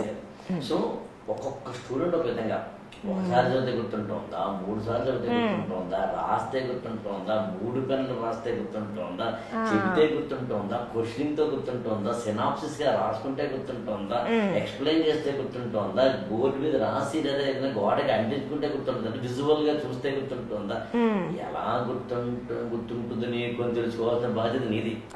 ఎగ్జాక్ట్లీ. నువ్వు ఓలా వాడతావా, ఊబర్ వాడతావా, ర్యాపిడో వాడతావా నీకు అనవసరం. To reach your destination of the memory. Every person is different, every brain is different. ఒకళ్ళకి పని చేసింది ఇంకొకళ్ళకి పని చేయాలని లేదు. కొంతమంది చూసింది గుర్తుపెట్టుకుంటారు, కొంతమంది విన్నది గుర్తుపెట్టుకుంటారు, కొంతమంది రాసింది. సో మన టెక్నిక్. కానీ అందరిది అటెన్షన్ లిమిటెడే. అటెన్షన్ టైం గంట సేపు 4-5 గంటలు కరెక్ట్ గా చదివాను అంటే స్టార్టింగ్ ది గుర్తుండేది, లాస్ట్ లోది గుర్తుండదు. ఉంది. అలర్ట్నెస్ 20 to 30 minutes అంతే. ఇప్పుడు తగ్గిపోతుంది, అలర్ట్నెస్ తగ్గిపోద్ది. మళ్ళీ అలర్ట్నెస్ మనం పెంచుకోవాల్సి వచ్చింది. అవును. తర్వాత బ్రేక్ ఇస్తారు. అవును, ట్రూ. సో ఇప్పుడు మనం చదివేటప్పుడు కూడా గంటలు పొద్దున్నుంచి రాత్రి వరకు ఏకదాటిగా చదువుతుంటే గుర్తుండదు. సో బ్రేక్స్గా స్మార్ట్ బ్రేక్స్ తీసుకొని మనం చదువుకోవాలి, ముందే ప్లాన్లు వేసుకోవాలి. అవన్నీ ఇంపార్టెంట్. మనకి మెమరీ తక్కువ ఉంది, ఇంటెలిజెన్స్ తక్కువ ఉంది అంటే మనం దాన్ని హార్డ్ వర్క్తో, ప్లానింగ్తో, టెక్నిక్స్తో కాంపన్సేట్ చేసుకోవాలి. సో మన స్ట్రెంగ్త్ తెలియాలి, మన వీక్నెస్ మనకు తెలియాలి. సో ఒక క్వశ్చన్ చూడంగానే మనకు అర్థమైంది, ఇది నేను జీవితంలో చదవలే, ఇది నాకు రాదు. ఆ క్లారిటీ అయినా ఉండాలి మనకి. అక్కడ టైం వేస్ట్ చేయకూడదు. ఇది నాకు రాదు. సో నీకు ఏదొచ్చు, నీ స్ట్రెంగ్త్ ఏది, నీ వీక్నెస్ ఏది, అన్నీ మన గురించి మనం తెలుసుకుంటే మనకి ఈజీ అవుద్ది. అన్నిటికన్నా నాకు మెయిన్ అనిపించేది ఏంటి అంటే, నాకు చాలా విషయాలు గుర్తుండవు. ఏది ఎక్కడ పెట్టాననేది నాకు అసలు గుర్తుండదు. బట్ నేను పేషెంట్ డిసీజ్ని మాత్రం గుర్తుపెట్టుకుంటా. పేషెంట్ పేరు గుర్తుండదు కానీ ఏ జబ్బుతో వచ్చాడు అనేది నాకు గుర్తుండిద్ది. ఎందుకంటే ఏ పేషెంట్ అయినా వాళ్ళ ఇన్నేళ్ల కెరీర్ నాకు గుర్తుండిద్ది. వాళ్ళతో మాట్లాడతాను కదా, ఈయనకి స్ట్రెస్ ఉంది, వాళ్ళ అబ్బాయి యాక్సిడెంట్లో చనిపోయారు, నాకు ఇవన్నీ గుర్తొస్తాయి పేషెంట్ని చూడంగానే. పేషెంట్ ఫోన్ చేసి నా పేరు ఇది, నేను వచ్చాను కదా అంటే నాకు అసలు గుర్తురాదు. బట్ ఒకసారి నేను వాళ్ళు చూసి మాట్లాడితే నాకు అంతా గుర్తొస్తాయి. అవి ఎందుకు అంటే అది లింక్ టు వన్ ఎమోషన్. నేను వాళ్ళని చూశాను, వాళ్ళతో మాట్లాడాను, ఒక ఎమోషనల్ బాండ్ ఉండేది చూడండి. సో అట్లా సో నాకు మెడిసిన్ అనేది ఒక ఎమోషన్ లాంటిది. ప్రతి డిసీజు ఇందువల్ల వచ్చింది, ఇట్లా వచ్చింది అనేది అది నాకు ఎమోషనల్ ఆస్పెక్ట్ నా బ్రెయిన్కి. సో నా బ్రెయిన్ గుర్తుపెట్టుకుండిద్ది. అది మ్యాథమెటికల్ ప్రాబ్లం ఇవ్వండి, నేను గుర్తుపెట్టుకోలేను. సో మా పేరెంట్స్ నన్ను బైపీసీ జాయిన్ అయ్యేటప్పుడు మా ఫ్యామిలీలో ఎవరు డాక్టర్ లేరు. ఇంకా ఆ టైంలో మా నాన్న డాక్టర్ అంటే అమ్మో ఇప్పుడు నేనేం చేసేది, నేను కట్టలేను, నేను పెళ్లి చేయలేను, నేను చదివించలేను, నువ్వు ఎంపీసీ అన్నారు. బట్ నేను చెప్పాను ఎంపీసీలో నన్ను జాయిన్ చేస్తే నేను ఫెయిల్ అయిపోతాను, దేనికి పని పోతాను, కాబట్టి అట్లీస్ట్ నేను పాస్ అవ్వాలంటేనా బైపీసీ జాయిన్. సో నా స్ట్రెంగ్త్ నాకు తెలిసింది అప్పటికి, ఇది నాది కాదు. అదే నన్ను ఫోర్స్ చేసి ఉంటే ఎంపీసీలోకి నేనేమై ఉండేదాన్ని, రెండింటికి. సో ఇప్పుడు పిల్లల ఇంట్రెస్ట్ ఆర్ట్లో ఉంది, స్పోర్ట్స్లో ఉంది. మన ఎడ్యుకేషన్ సిస్టమ్ ఏ ఇంజనీరింగు, మెడిసిన్, మిగతావి పెద్దగా తీసుకోం కదా. సో దానివల్ల ఏంటంటే చాలా మంది పిల్లలు ఆపర్చునిటీని మిస్ అవుతారు. వాళ్ళ టాలెంట్ ఇంకో దాంట్లో ఉండొచ్చు. నీకు ఇంట్రెస్ట్ ఉన్న సబ్జెక్టులు ఎంచుకోమంటున్నావంటే అర్థం నీ ఇంట్రెస్ట్ అందులో చూపించి ఎక్సలెంట్ రిజల్ట్స్ చూపించాలి. అవును. అంటే మ్యాథమెటిక్స్ ఫిజిక్స్ ని పక్కన పెట్టేసి ప్రశాంతంగా ఉండి ఏదో ఆర్ట్స్ తీసుకుని ఆడుతూ పాడుతానంటే కుదరదు. కుదరదు. కెరీర్ బిల్డింగ్ లో నీకు ఏది ఇంట్రెస్ట్ చూసుకో, దాని మీద ఆధారపడి కెరీర్ బిల్డ్ చేసుకో. అవును అవును, అది మోస్ట్ ఇంపార్టెంట్. సరే మళ్ళీ వద్దాం. స్లీప్ అన్నారు, డైట్ అన్నారు, ఎక్సర్సైజ్ అన్నారు. ఈ ఎక్సర్సైజ్ తర్వాత ఇంకో క్వశ్చన్ అడుగుతాను మిమ్మల్ని. దానికన్నా ముందు చిన్నప్పుడు ఎప్పుడైనా స్కూల్ ఇప్పుడు లేదనుకోండి, ఒక కుర్రాడు ఏదైనా కొద్దిగా అమ్మాయి కానీ ఏదైనా తప్పు చేశారు అనుకోండి, గుంజీలు తీయించేవారు. ఈ రెండు ఇలా పట్టుకుని టిక్కు టిక్కు అనేది గుంజీలు తీయించేవారు. తర్వాత మీకు వినాయకుడి గుడికి వెళితే గుంజీలు తీయాలి అనేది ఒక్కొక్క దేవుడు కూడా పెట్టారు అన్నమాట. అందులో గుంజీలు వినాయకుడి టెంపుల్కి వెళ్తే. నేను ఎక్కడో చదివానండి, బ్రెయిన్ ఎక్సర్సైజెస్ లో గుంజీలు అంటే చెయ్యి పట్టుకుని, ఐ రిపీట్ ఇట్, చెవి పట్టుకుని గుంజీలు తీస్తే, అంటే చెవి పట్టుకోకుండా అన్నప్పుడు ఏమవుతుంది, గుంజీలు తీయడం అన్నప్పుడు ఆటోమేటిక్ గా లిమ్స్ కో లేదా టోటల్ బాడీకి ఎక్సర్సైజ్ అవుతుంది. దాన్ని మీరు చెప్పినట్టుగా ఆక్సిజన్ ఎక్కడ దాకా వెళ్తాం, దట్స్ ఓకే. బట్ పాయింట్ అలా ఏంటంటే చెవులు ఇలా పట్టుకోవడం వల్ల ఏదైనా లోపల ఏమైనా వాటికి సంబంధించిన ఎక్సర్సైజ్ జరుగుతుందా, చిన్నప్పుడు దానికి కారణం ఉందా? నేను ఎక్కడో చదివాను, బ్రెయిన్ ఎక్సర్సైజ్ లో గుంజీల వల్ల బ్రెయిన్ కి ఎఫెక్ట్ ఉంటుంది అని. బ్యాలెన్స్ ఎక్సర్సైజెస్ కి మెమరీకి లింక్ ఉంది అంటాం. బ్యాలెన్స్ కి సంబంధించి అంటే మనము బ్యాలెన్స్ కాన్షియస్ గా మెయింటైన్ చేయాలి. బ్యాలెన్స్ నడిచేటప్పుడు మన స్పృహలో ఉండదు, మనం నడిచేస్తాం. బట్ ఒక కాలు మీద నుంచోండి తొక్కుడు బిల్ల ఆడుకుంటా వెళ్ళండి అంటే మనం కాన్షియస్గా చేస్తాం ఆ పని, బ్యాలెన్స్ మెయింటైన్ చేస్తాం. సో బ్యాలెన్స్ ఎక్సర్సైజెస్కి మెమరీకి చాలా క్లోజ్ రిలేషన్ ఉంది. సో నాకు తెలిసి ఇది ఒకవేళ ఆ బ్యాలెన్స్ పార్ట్ని యాక్టివేట్ చేసిద్ది కాబట్టి దానివల్ల అయ్యి ఉండొచ్చు. ఇంకొకటి, ఏదైనా మనం చదివిన తర్వాత కూడా గుర్తుండాలి అంటే దానికి ఒక ఎమోషన్ రిలేట్ అవ్వాలి అంటాం. సో పనిష్మెంట్స్ అట్లాగే పనిచేసేది. మీకు నొప్పి వచ్చింది అనుకోండి, ఆ నొప్పి వల్ల కూడా మీకు గుర్తుండిద్ది. సో ఆ షార్ట్ స్ట్రెస్ అనేది బ్రెయిన్కి యాక్చువల్లీ హెల్ప్ అవుద్ది. లాంగ్ స్ట్రెస్ పనిచేయదు, షార్ట్ స్ట్రెస్ అనేది. సో మేబీ అది దీనికి రిలేటెడ్ అయి ఉండొచ్చు. నా ప్రకారం అయితే బ్యాలెన్స్కి రిలేటెడ్ అయి ఉండొచ్చు అన్నట్టు. Sleep, diet, exercise, last serious అని అడిగేది మెడిటేషన్ కి మెమరీకి సంబంధం ఉందా? మెడిటేషన్ కి మెమరీకి అంటే మెడిటేషన్ అనేది కామ్, బ్రెయిన్ ని కొన్నిసార్లు కొంచెం సేపు మనం రెస్ట్ లోకి తీసుకెళ్తున్నాం. సో అవుట్ సైడ్ ఇన్ఫ్లుయెన్సెస్, మన సెన్స్ ఆర్గన్స్ ని అన్నిటినీ సైలెంట్ చేసి మనం టైం ఇస్తున్నాం, బ్రెయిన్ కి రెస్ట్ ఇస్తున్నాం. It's a healthy rest. So ఆ టైంలో ఏంటి అంటే మనము డే మొత్తంలో జరిగిన ప్రాసెస్లన్నీ కూడా కన్సాలిడేట్ చేసుకోవడానికి మనం ఒక టైం ఇస్తున్నాం బ్రెయిన్కి. సో మనం మెడిటేషన్ కాకుండా ఇంకా ఏ పని చేసినా, కళ్ళు తెరుచుకొని మనం ఏ పని చేసినా కూడా బ్రెయిన్కి కంప్లీట్ రెస్ట్ ఇస్తున్నట్టు కాదు. ఒకటి స్లీప్లో కొంచెం రిలేటివ్గా రెస్ట్ ఇస్తాం, మెడిటేషన్లో కాన్షియస్గా మనం బ్రెయిన్కి రెస్ట్ ఇస్తాం. సో డెఫినెట్లీ మన బ్రెయిన్లో రిలీజ్ అయ్యే హార్మోన్స్ కానీ ఇవన్నీ మెడిటేషన్ టైంలో మన ఆ ఇన్నర్ కామ్నెస్, వీటి వల్ల మనకి కొంచెం రిలాక్సేషన్ అనేది వస్తుంది. అవన్నీ మనం రిథమ్స్ ఉంటాయి ఈజీలో. సో కళ్ళు మూసినప్పుడు ఒక రిథం ఉండిద్ది, కళ్ళు తెరిచినప్పుడు ఒక రిథం ఉండిద్ది, నిద్రపోయే టైంలో ఒకటి ఉండిద్ది, డీప్ స్లీప్లో ఒక రిథం ఉండిద్ది అనమాట. సో ఇవన్నీ బ్రెయిన్ మధ్యలో వచ్చే డిశ్చార్జెస్, ఎలక్ట్రికల్ డిశ్చార్జెస్ ఎట్లా ఉంటున్నాయి అనేది, ఇప్పుడు హార్ట్కి ఈసీజీ ఎట్లాగో బ్రెయిన్కి ఈజీ అట్లా వచ్చిద్ది అన్నట్టు. సో మన బ్రెయిన్ ఏ స్టేజ్లో ఉంది అనేది మనం చెప్తాం దాంట్లో. సో మెడిటేషన్ అనే టైంలో మాత్రం మనకి కొంచెం అలర్ట్గా ఉండిద్ది బ్రెయిన్ అనేది. మనకి చిన్న చిన్న బాడీలో ఉండే చేంజెస్ ఇవన్నీ కూడా బ్రెయిన్ రిజిస్టర్ చేసుకుంటా ఉండిద్ది. సో మనం బ్రీతింగ్ మీద కాన్సన్ట్రేట్ చేయడం ఇవన్నీ. సో ఇవన్నీ మనకి థియరటికల్గా అంటే స్ట్రెస్ తగ్గించడానికి, పాజిటివ్ హార్మోన్స్ రిలీజ్ అవ్వడానికి అట్లా మనకి హెల్ప్ అవుతాయి. అలా సెరటోనిన్ ఉంటుంది. అవును అవును. అలాగే అసిటైల్ కొలైన్ అని ఉంటుంది. అవును. మెలటోనిన్ ఉంటుంది, పీనియల్ గ్లాండ్ నుంచి రిలీజ్ అవుతుంది. వీటికి కూడా ఉందండి ఈ మెమరీకి లింక్? ఎస్, ప్రతి దానికి ఇప్పుడు ఏంటంటే సెరటోనిన్ అనేది మూడ్ని రెగ్యులేట్ చేసిద్ది. డిప్రెషన్, యాంగ్జైటీ ఇట్లాంటి వాటిని సెరటోనిన్ అనేది. మనకు డిప్రెషన్ ఉన్న వాళ్ళలో మెమరీస్ పెద్దగా సరిగ్గా ఫామ్ అవ్వవు.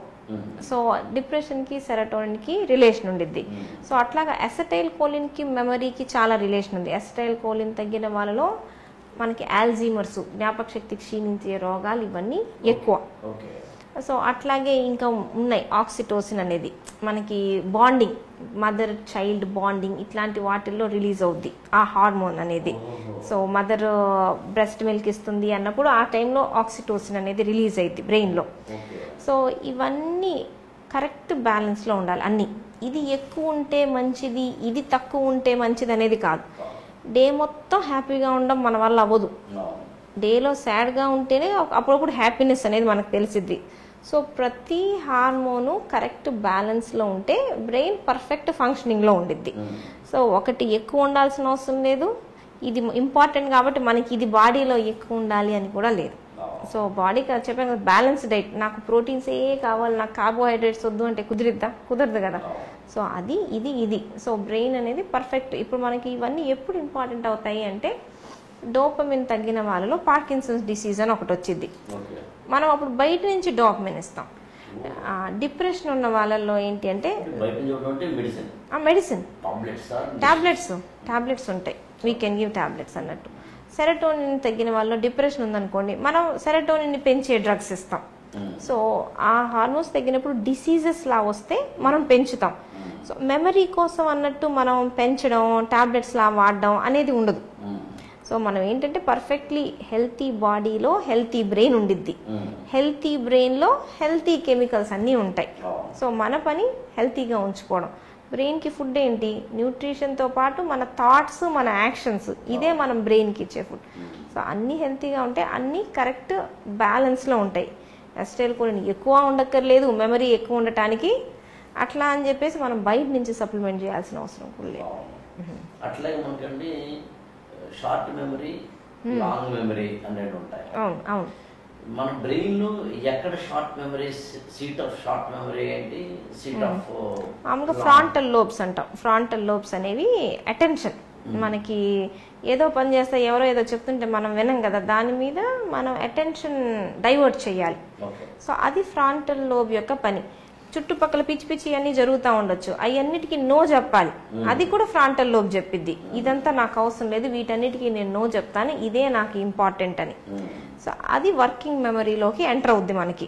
సో ఇప్పుడు మనం చదువుతున్నాము, వెనకాల ఏవేవో జరుగుతున్నా మనం అది కరెక్ట్గా చదివి దాని గురించి మనం ఆలోచిస్తే మన వర్కింగ్ మెమరీలోకి ఎంటర్ అవుద్ది. ఎంటర్ అయిన తర్వాత మనం ఏం చేయాలి, దాన్ని రీటైన్ చేయాలి కొంతసేపు, అది మెమరీలోకి ఫామ్ అవ్వటానికి. ఎట్లా రీటైన్ చేస్తాం, ఇప్పుడు మనం చదివిన దాన్ని పాత దాంతో దేంతో అయినా లింక్ చేసుకుంటాం, లేకపోతే ఇంకెక్కడో చదివింది గుర్తు తెచ్చుకుంటాం, లేకపోతే ఇంకొకరితో డిస్కస్ చేస్తాం. సో ఇవన్నీ ప్రాసెస్ వల్ల అది కొంచెం స్ట్రాంగ్ అవుద్ది ఆ సిగ్నల్ అనేది.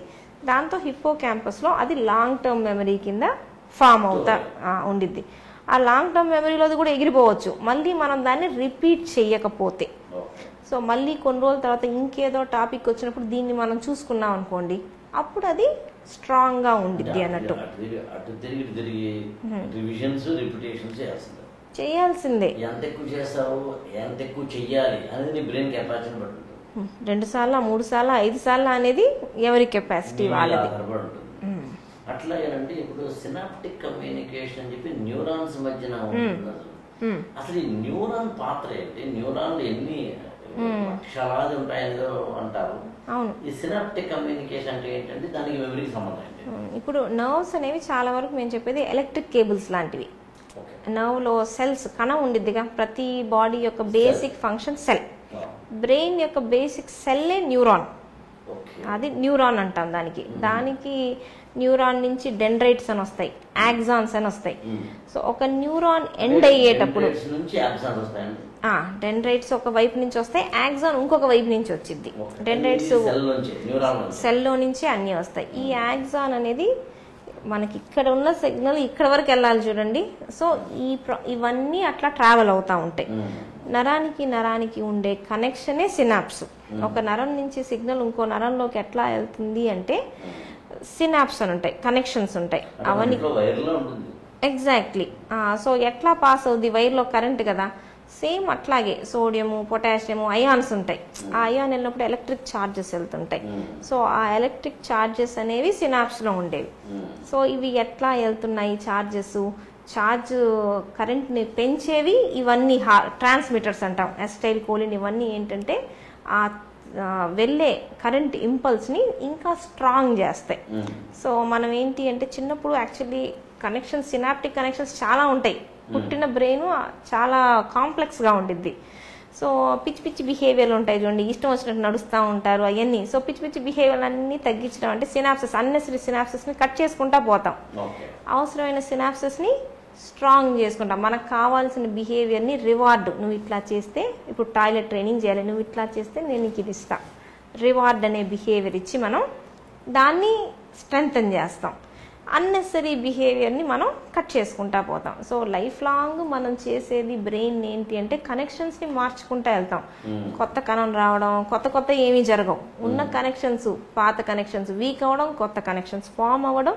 మన మెమరీ ఉండేది ఈ కనెక్షన్స్లోనే. సో దాన్ని మనం ప్రిజర్వ్ చేసుకోవాలి. న్యూరాన్స్ అనేవి అందరిలోనూ సమానం ఉంటాయి కదండి. దగ్గర ఒకరి బ్రెయిన్లో మెమరీ ఎక్కువ ఉన్న వాళ్ళకి ఎక్కువ న్యూరాన్స్ అట్లా ఏమి ఉండదు. మెమరీ ఉన్న వాళ్ళకి పెద్దలు అట్లా కూడా ఏమి ఉండదు. మనం వాడుకునే విధానం ఎంత స్ట్రాంగ్గా ఉందని. బట్ ఇప్పుడు మనకి హెడ్ ఇంజురీ అయింది, యాక్సిడెంట్ అయింది, తలలో స్ట్రోక్ వచ్చింది, బ్లీడింగ్ అయింది, ఇట్లాంటివి అయినప్పుడు ఇంకా మన చేతుల్లో ఉండవు. కొన్ని దెబ్బతింటాయి. చాలాసార్లు చూస్తాం కదా, కోమా నుంచి లేచిన తర్వాత ఏమీ గుర్తుండదు, లాంగ్వేజ్ ఉండదు, ఏమీ ఉండదు. ఎందుకంటే బ్రెయిన్కి బలమైన డ్యామేజ్ జరిగింది అంటే అన్ని చోట్ల డ్యామేజ్ జరగచ్చు అన్నట్టు. సో ఇవన్నీ బయట నుంచి వచ్చాయి. ఇప్పుడు మెదడు వాపు వ్యాధి, బ్రెయిన్ ఇన్ఫెక్షన్స్ ఇట్లాంటివి వచ్చిన తర్వాత కొంతమందికి అసలు వినికిడి పోయిద్ది, మెనింజైటిస్, సడన్గా హియరింగ్ పోయిద్ది, సడన్గా మాట పోయిద్ది, సడన్గా చూపు పోవచ్చు. సో ఇవన్నీ ఏ పార్ట్ డ్యామేజ్ అయ్యింది దాన్ని బట్టి అన్నట్టు. బట్ న్యూరాన్స్ అయితే మాత్రం అందరిలోనూ సమానంగా ఉంటాయి. All human beings by birth జెనెటికల్గా అట్లాగే ఉంటాయి. Billions and billions with age తగ్గుతాయి. అట్రోఫీ అంటాం. వయసు పెరిగే కొద్దీ బ్రెయిన్ సైజు తగ్గుతానే ఉండిద్ది. 70 year old brain, 40 year old brain ఒకట్లా ఉండిద్దా అంటే స్కాన్లోనే అర్థమైపోద్ది. ఇది పెద్ద వయసు ఉన్న వాళ్ళ మెదడు ష్రింక్ అయిపో, మన స్కిన్ లాగానే స్కిన్ ష్రింక్ అయిపోదు, అట్లాగే బ్రెయిన్ కూడా ష్రింక్ అవుద్ది అన్నట్టు. మనకి కొంతమందికి పెద్ద బుర్ర ఉంటుంది, ఫిజికల్ గా చూస్తే లోపల ఎంత ఉంది కాదు, కొంత చిన్న తలకాయ పెద్దగా ఉంటుంది. అవన్నీ జెనెటిక్ ట్రేట్స్. లేదు. కొంతమంది పిల్లలు పెద్ద తలకాయతో ఉంటారు, బేబీస్. యాక్చువల్లీ బ్రెయిన్లో హైడ్రోకెఫ్లస్ అనేది ఫ్లూయిడ్ ఎక్కువగా ఉండడం వల్ల కూడా బ్రెయిన్ పెద్దగా ఉండిద్ది. వాళ్ళకి అబ్నార్మల్, అప్పుడు సర్జరీ చేయాల్సి వచ్చింది అది తగ్గించడానికి అన్నట్టు. అది ఒక డిసీజ్. నేను ఆంథ్రోపాలజికల్ గా చదివింది ఏంటంటే జంతువుల నుంచి మానవుడు హ్యూమన్ ఎవల్యూషన్ జరుగుతున్న క్రమంలో మానవుడి మెదడు పెరిగింది అని జంతువులతో పోల్చుకుంటే. అంటే మొత్తం బాడీ దాంట్లో 1.35% ఎంతో ఓన్లీ బ్రెయిన్ మాత్రమే ఉంటుంది. ఏనుగుల్లో అంటే ఎలిఫెంట్స్ అయితే కానీ 0.2% మాత్రమే ఉంటుంది అని అంటారు. ఆంథ్రోపాలజికల్ గానీ మీరు జువాలజీలో చదువుతాం. మనం బ్రెయిన్ కిను మొత్తం జంతువుల్లో ఉన్న బ్రెయిన్ కి దగ్గరగా ఉన్న బ్రెయిన్ కోతి కాదు, యాక్చువల్ గాను ఏనుగు అంటారు. అందుకే వినాయకుడికి ఏనుగు తలకాయని పెట్టడానికి కారణం ఇదే అని నేను అనుకుంటున్నాను. అయి ఉండొచ్చు, దాంట్లో మీరే ఎక్స్పర్ట్, నేను కాదు. పాసిబుల్ అయి ఉండొచ్చు. మన బ్రెయిన్ లో కూడా ఎదిగింది ఏంటి అంటే కార్టెక్స్, సెరిబ్రల్ కార్టెక్స్ అంటాం. వెనకాల బ్రెయిన్ స్టెమ్ ఉండిద్ది, బ్రీతింగ్ కి, హార్ట్ బీట్ కి, బీపీ మెయింటైన్, ఇవి అన్నిటికీ కామనే. యానిమల్స్ కూడా అవి అవసరమే బ్రెయిన్ స్టెమ్ లో ఉండేవి. మెమరీ, తెలివితేటలు అనేది న్యూ బ్రెయిన్, నియో కార్టెక్స్ అంటాం. నియో కార్టెక్స్ మనది పెద్దది. సో జనాల మధ్యలో ఎట్లా ఉండాలి, జడ్జిమెంట్ కరెక్ట్ గా ఎట్లా ఇవ్వాలి, ఏది చేయకూడదు, ఏది చెయ్యొచ్చు, ఇవన్నీ సోషల్ బిహేవియర్స్, ఇవన్నీ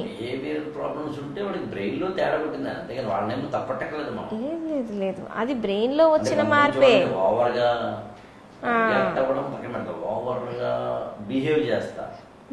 ప్రతిదానికి బ్రెయినే రీజను. అది ఎన్వైరన్మెంట్ వల్ల అయినా ఉండొచ్చు.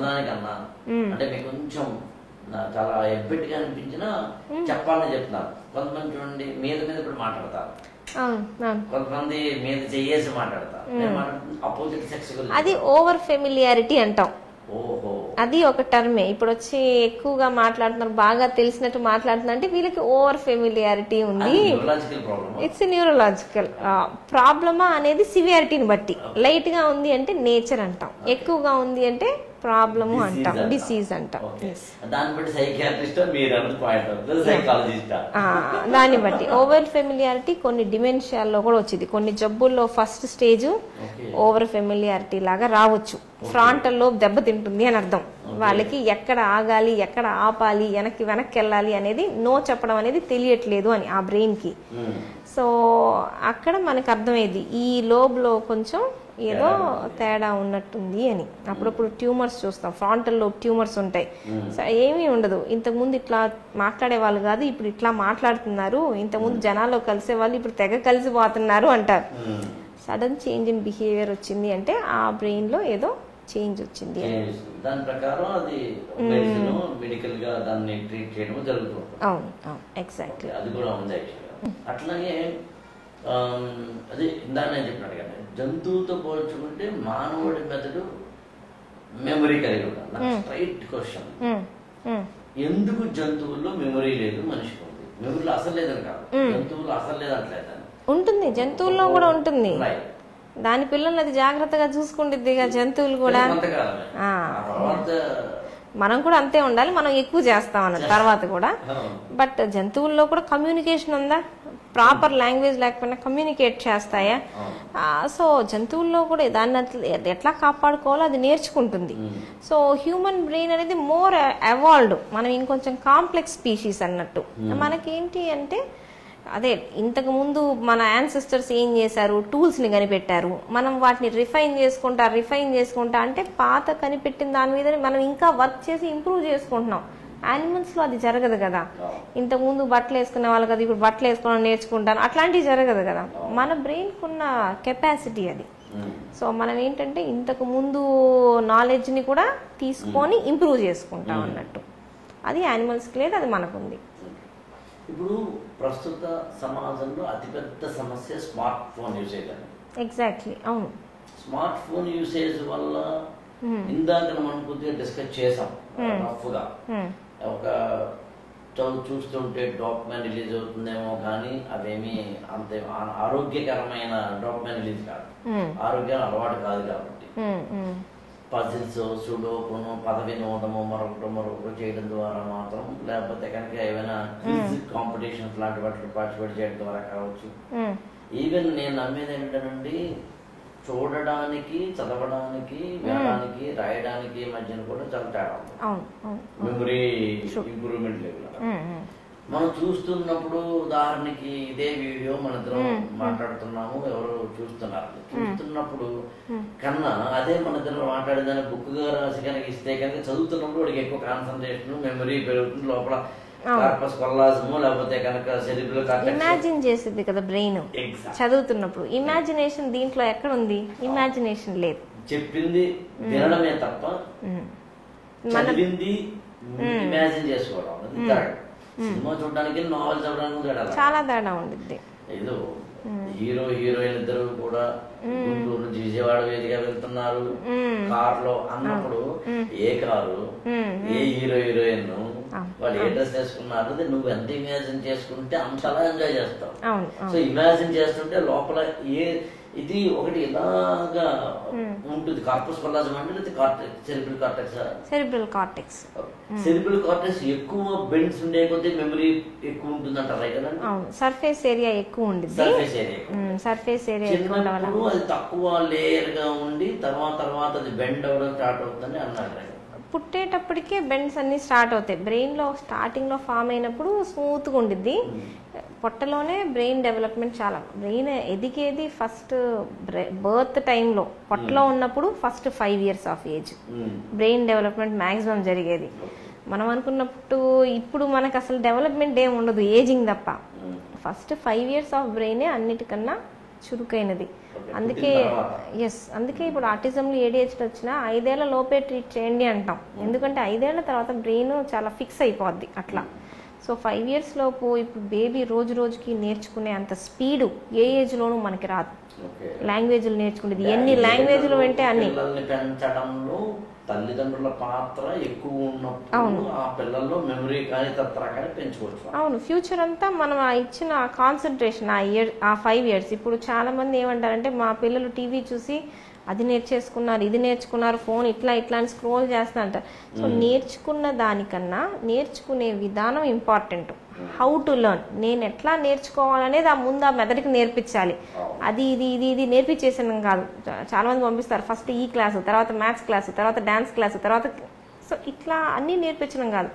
దానికి టైం ఇవ్వాలి కొత్తది నేర్చుకోవడానికి. మనం పక్క నుండి నేర్పించాక పెద్దయ్యాక సో లెర్నింగ్ ప్రాసెస్ ఎట్లా నేర్చుకోవాలి అనేది ఆ బ్రెయిన్ నేర్చుకోవాలి. ఫోన్ల ద్వారా టీవీల ద్వారా అసలు జరగదు. ఫస్ట్ 2 years అసలు ఫోను స్క్రీన్ టైం 0 అంటారు, ఇవ్వకూడదు అనేది. తర్వాత పోయే కొద్దీ పక్క నుండి మనం చూపించాలి, ఇంతవరకు చూడు, ఇది నువ్వు చూడొచ్చు, ఇది నువ్వు చూడకూడదు అనేది. సో ఏదైనా కానీ నేర్చుకునే క్యూరియాసిటీ మనం పిల్లలకి నేర్పించాలి. ఇది నేర్చుకుంటే బాగుండు అనే క్యూరియాసిటీ వాళ్ళకి రావాలి. ఆ ఇంటరాక్షన్ ఉండాలి. స్పూన్ ఫీడింగ్ చేయడం, మళ్ళీ నేర్పించి రిపీటెడ్గా చేయడం అట్లా కాకుండా ఫస్ట్ 5 years చాలా కేర్ఫుల్గా మనం జాగ్రత్తగా ఉంటే తర్వాత వాళ్ళే నేర్చుకుంటారు ఏది ఇచ్చినా కూడా. ఇప్పుడు పేరెంట్స్ పిల్లలకి ఇలాంటి వాటిలో ఏమేమి ఒక 5 tips చెప్పాలి అంటే ఏం చెప్తారు పేరెంట్? ఏజ్ ఆఫ్ కోర్స్ 5 ఏళ్ళు కావచ్చు, ఇంకో 15 ఏళ్ళు కావచ్చు. సో మోస్ట్ ఇంపార్టెంట్ థింగ్ నాకేంటంటే పేరెంట్స్ రోల్ మోడల్స్, ఎగ్జాంపుల్స్ అవుతారు. నువ్వు ఎక్సర్సైజ్ చేయకుండా పిల్లల్ని ఎక్సర్సైజ్ చేయమంటే చేయరు. నువ్వు ఫోన్ చూస్తా పిల్లల్ని ఫోన్ చూడొద్దు అంటే కుదరదు. నువ్వు ఏది నేర్చుకోకుండా వాళ్ళని నేర్చుకో అంటే అట్లా ఉండదు. నువ్వు ఒక పుస్తకం పట్టుకుంటే పక్కన వాళ్ళు ఇంకొక పుస్తకం పట్టుకుంటారు. అంతేగాని మనం సీరియల్ చూస్తా నువ్వు చదువుకోపో ఆ రూమ్లోకి వెళ్ళి తలుపేసుకో అంటే అట్లా జరగదు. ఇంకొకటి ప్రతిదీ మనం ఇట్లా చెయ్యి అట్లా చెయ్యి అనేది కాదు. ఇట్లా మనం కన్వర్జేషన్ చేసి చూపించాలి. ఆ కాన్వర్జేషన్ ఉండాలి పిల్లలతో, ఇట్లా చేస్తే మంచిది, మనం ఇట్లా చెయ్యాలి అనేది. సో ఎప్పుడు మా పిల్లలు హ్యాపీగా ఉండాలి అది కూడా కరెక్ట్ థాట్ కాదు. ప్రతి ఎమోషన్ని వాళ్ళు హ్యాండిల్ చేయగలిగేటట్టున్నారు. సాడ్గా ఉన్నప్పుడు సాడ్గా ఉండనివ్వాలి, లెట్ దెమ్ గ్రో. సో మనం ఎప్పుడు మా వాళ్ళని జాగ్రత్తగా చూసుకుంటా, ఎప్పుడు హ్యాపీగా ఉండాలి, కాలు కిందకి దిగి కారులోంచి దిగకూడదు, ఏసీ లేకుండా మా పిల్లలు ఉండలేరు, ఇట్లాంటివన్నీ మనం పెంచకూడదు. సో మనమంతా కిడ్నీ యానిమల్స్ లాగానే ఫ్యూచర్కి రెడీ చేయాలి. కానీ 30 ఏళ్ళకి 40 ఏళ్ళకి నాతో పాటే నువ్వు ఇట్లా చేయి అట్లా చేయి అని చెప్తా అంటే అది రాంగ్ థింగ్ అన్నట్టు. ఇంకోటి డైట్ అన్నీ తినాలి, అది చిన్నప్పటి నుంచే అలవాటు చేయాలి. మా పిల్లలు కారం ఎక్కువ వేస్తే తినరు, మా పిల్లలు ఇది తినరు అది తినరు అనేది ఉండకూడదు. వీలైనంత వరకు జంక్ ఫుడ్స్ లాంటివి మనము అలవాటు చేయకూడదు. సో మొత్తం సమాజం అంతా రావాల్సిన మార్పు ఏదో ఇంట్లో రావాల్సింది కాదు. ఎందుకంటే సమాజంలో మనం ఇంటర్ డిపెండెంట్, ఇంటర్ కనెక్టెడ్ గా ఉంటాం. అవును, పిల్లలు మాట్లాడుకుంటారు స్కూల్లో, మీ మమ్మీ ఇట్లా, మా మమ్మీ అయితే అన్ని పెడుతుంది అంటారు. కాబట్టి సో అందరిలో చేంజ్ అనేది రావాలి. ఇంకొకటి మన స్కూలింగ్ ఒకప్పుడు చాలా బాగుండేది, మధ్యలో స్కూలింగ్ అంతా చాలా చేంజ్ అయిపోయింది. స్కూలింగ్ అది మారాలి, అది ఎప్పటికి మారిద్దో నాకు తెలియదు కానీ సో డే టు డే మనకి చాలా చేంజెస్ వస్తున్నాయి స్కూలింగ్ విధానంలో. ఇప్పుడు 10th క్లాస్ చదువుతున్నారు అంటే మొదటి 2 నెలల్లో పోర్షన్ అయిపోద్ది, మిగతాదంతా రివిజన్ అంటారు. అప్పుడు నేర్చుకున్నది 2 నెలలే అంటే ఎట్లా సరిపోద్ది బ్రెయిన్కి? అట్లా కాదు కదా. సో ప్రతి సబ్జెక్ట్ డీప్గా వెళ్ళాలి, అదంతా చెయ్యాలి అంటే టైం ఇవ్వాలి. 2 నెలలు అన్నది ఇంపార్టెంట్ క్వశ్చన్స్ 50, 60, 70, 100 క్వాంటిటీ తీసుకుంటారు, అవి ఇస్తారు, అవే వాళ్ళ ఉద్దేశం, వాటిని రివిజన్ చేయడం. అట్లా ఏదో 8 చేయో 8 months అవుతారు, 2 months IPA ఇంటర్మీడియట్ ఎగ్జామ్, ఇట్లా చేయడం ఇవన్నీ రాంగ్. యాక్చువల్గా సరైన ఆటలు ఉండవు, అసలు ఆటలు లేవు. They are not having playground or something else. అంటే ఫిజికల్ ఎక్సర్సైజ్ ఉండదు, దానివల్ల ఒబేసిటీ లాంటివి రావచ్చు, దానివల్ల ఇతరత్రా కూడా లైఫ్ డిజార్డర్, లైఫ్ మిస్మేనేజ్మెంట్ వచ్చే డిజార్డర్స్ రావచ్చు. వీటన్నిటి నుంచి మళ్ళీ అగైన్ హెల్త్ ప్రాబ్లమ్స్ లాంటివి. సో ఇది ఒక విషయస్ సైకిల్ యాక్చువల్. ఒక మనం సమాజంలో ఏదో అంటే ఒక స్కూల్లో, ఒక కాలేజ్, ఒక పేరెంట్, ఒక ఫ్యామిలీ మారడం వల్ల దీనికి అడ్వాంటేజ్. టోటల్ గా సొసైటీ మారాల్సి ఉంది, లేకపోతే అందరం విక్టిమ్స్ అంతే. ఎవరో ఒకరే విక్టిమ్స్ అన్నారు. ఎందుకంటే నేను ఏమంటానంటే ఇప్పుడు కూడా బర్త్డే అయితే పిల్లలకి పార్టీలు చేయడం లాంటివి నేర్పకుండా వీలైతే ఒక బుక్, ఒక పుస్తకాన్ని, నువ్వు ఎవరింటికైనా వెళితే బుక్ గిఫ్ట్ గా ఇవ్వు, బుక్ కాకుండా ఒక బుక్ ని గిఫ్ట్ గా ఇస్తే వాళ్ళు చదువుతారు. ఇవాళ కదా రేపాను చదువుతారు. మామూలుగా నీటి బిందువుని కాల్చిన ఇనుము మీద వేస్తే ఆవిరైపోతుంది, అదే నీటి బిందువుని నృత్యపు చెప్పులో వేస్తే నృత్యం అవుతుంది, అదే నీటి బిందువుని కనుక తామరాకు మీద వేస్తే నృత్యంగా ప్రకాశిస్తుందని చెప్పి మనకి సంస్కృత సుభాషితం ఉంటుందా. అలా నువ్వు ఏ ప్లేస్ లో ఉన్నావు అనే దాన్ని బట్టి నీ యొక్క ఎగ్జిస్టెన్స్ ఉంటుంది. అదే మనం పిల్లలకి కనుక లైబ్రరీని క్రియేట్ చేస్తే ఇంట్లో, మనం పిల్లలు కనుక ఏదైనా ఒక వరల్డ్ మ్యాప్ కానీ లేకపోతే కనుక ఏదైనా ఒక ఇండియా మ్యాప్ కానీ ఇస్తే, మనం కనుక పిల్లలకి వారానికి ఒకటైనా కానీ ఒక మనకి తెలిసిన ఒక ఫోటో, అది అంబేద్కర్ కావచ్చు, స్వామి వివేకానంద కావచ్చు, అబ్దుల్ కలాం కావచ్చు, ఝాన్సీ లక్ష్మీబాయి కావచ్చు, లేకపోతే రాణి రుద్రమదేవి కావచ్చు, లేకపోతే కనుక ఎవరైనా కానీ దేశానికి ఉపయోగపడిన వాళ్ళు, మార్టిన్ లూథర్ కింగ్ లాంటి ఇంటర్నేషనల్ వాళ్ళకి తీసుకొచ్చి ఇస్తే అప్పుడు ఎవరిది ఎందుకు అని క్వశ్చన్ చేస్తారు. ఆ క్వశ్చన్ లోంచి బ్రెయిన్ ఇంప్రూవ్మెంట్, లెర్నింగ్ గ్రౌండ్ లోకి వెళ్తారు. What, why, where, how questions రావాలి, ఫస్ట్ క్వశ్చన్ చేస్తారు. అప్పుడు కొంచెం అతను ఆమె డెవలప్ అవడానికి అవకాశం. తల్లి గర్భంలో ఒక పిల్ల, ఒక బేబీ డెవలప్ అవుతున్నప్పుడు బ్రెయిన్ ఏ నెలలో డెవలప్ అవుతుంది, తల్లి యొక్క పాత్ర ఖచ్చితంగా overall development of the embryo or the foetus ఉంటుంది, అది వేరే కథ. బట్ ఈ బ్రెయిన్ పరంగా కంపల్సరీ తీసుకోవాల్సిన జాగ్రత్తలు ఏంటి? చాలాసార్లు ఇప్పుడు ఏంటంటే మదర్ ఏజ్ ఇంపార్టెంట్. పెద్ద ఏజ్ ఉన్నప్పుడు ఏంటి అంటే డౌన్ సిండ్రోమ్ ఇట్లాంటివి ఎక్కువగా రావచ్చు అంటాం. వాళ్ళలో న్యూరలాజికల్, హార్ట్ పరంగా చాలా డిఫరెన్సెస్ ఉంటాయి. సో యంగ్ ఏజ్లో మామూలుగా ఐడియల్గా అయితే 20s, ఎర్లీ 20sలో బేబీస్ చాలా హెల్తీగా ఉంటారు అన్నట్టు. సో యంగ్ ఏజ్లో వస్తే చాలా వరకు ప్రాబ్లమ్స్, న్యూరలాజికల్ ప్రాబ్లమ్స్ వచ్చేది తక్కువ. దాంతోపాటు చాలాసార్లు మనకి ఏంటి ఇంపార్టెంట్ అంటే ఇప్పుడు ప్రెగ్నెన్సీ వచ్చింది అని తెలిసేటప్పటికి 1.5-2 months అవుద్ది. Most of the important development ఈ 1.5-2 monthsలో జరిగిపోద్ది. మనకి ప్రెగ్నెంట్ అని తెలిసే లోపే బ్రెయిన్ చాలా వరకు ఫార్మేషన్ అయిపోద్ది. సో ఆ ఏజ్ గ్రూప్లో ఎప్పుడు మేము జాగ్రత్తగా ఉంటాం. ఏదైనా హెడేక్ ఉంది, మెడికేషన్స్ వాడుతున్నాము, అట్లా మెడిసిన్స్ వాడుతున్నాం అనుకోండి, కొన్ని మెడిసిన్స్ మీద ఉండగా బేబీ మీద ఎఫెక్ట్ పడిద్ది. సో మనం ఏంటంటే ప్రెగ్నెన్సీ పెళ్ళయింది, ప్రెగ్నెన్సీ వచ్చే ఏజ్లో అన్నెసరీ మెడిసిన్స్ ఏవి పెద్దగా వాడుకోకూడదు.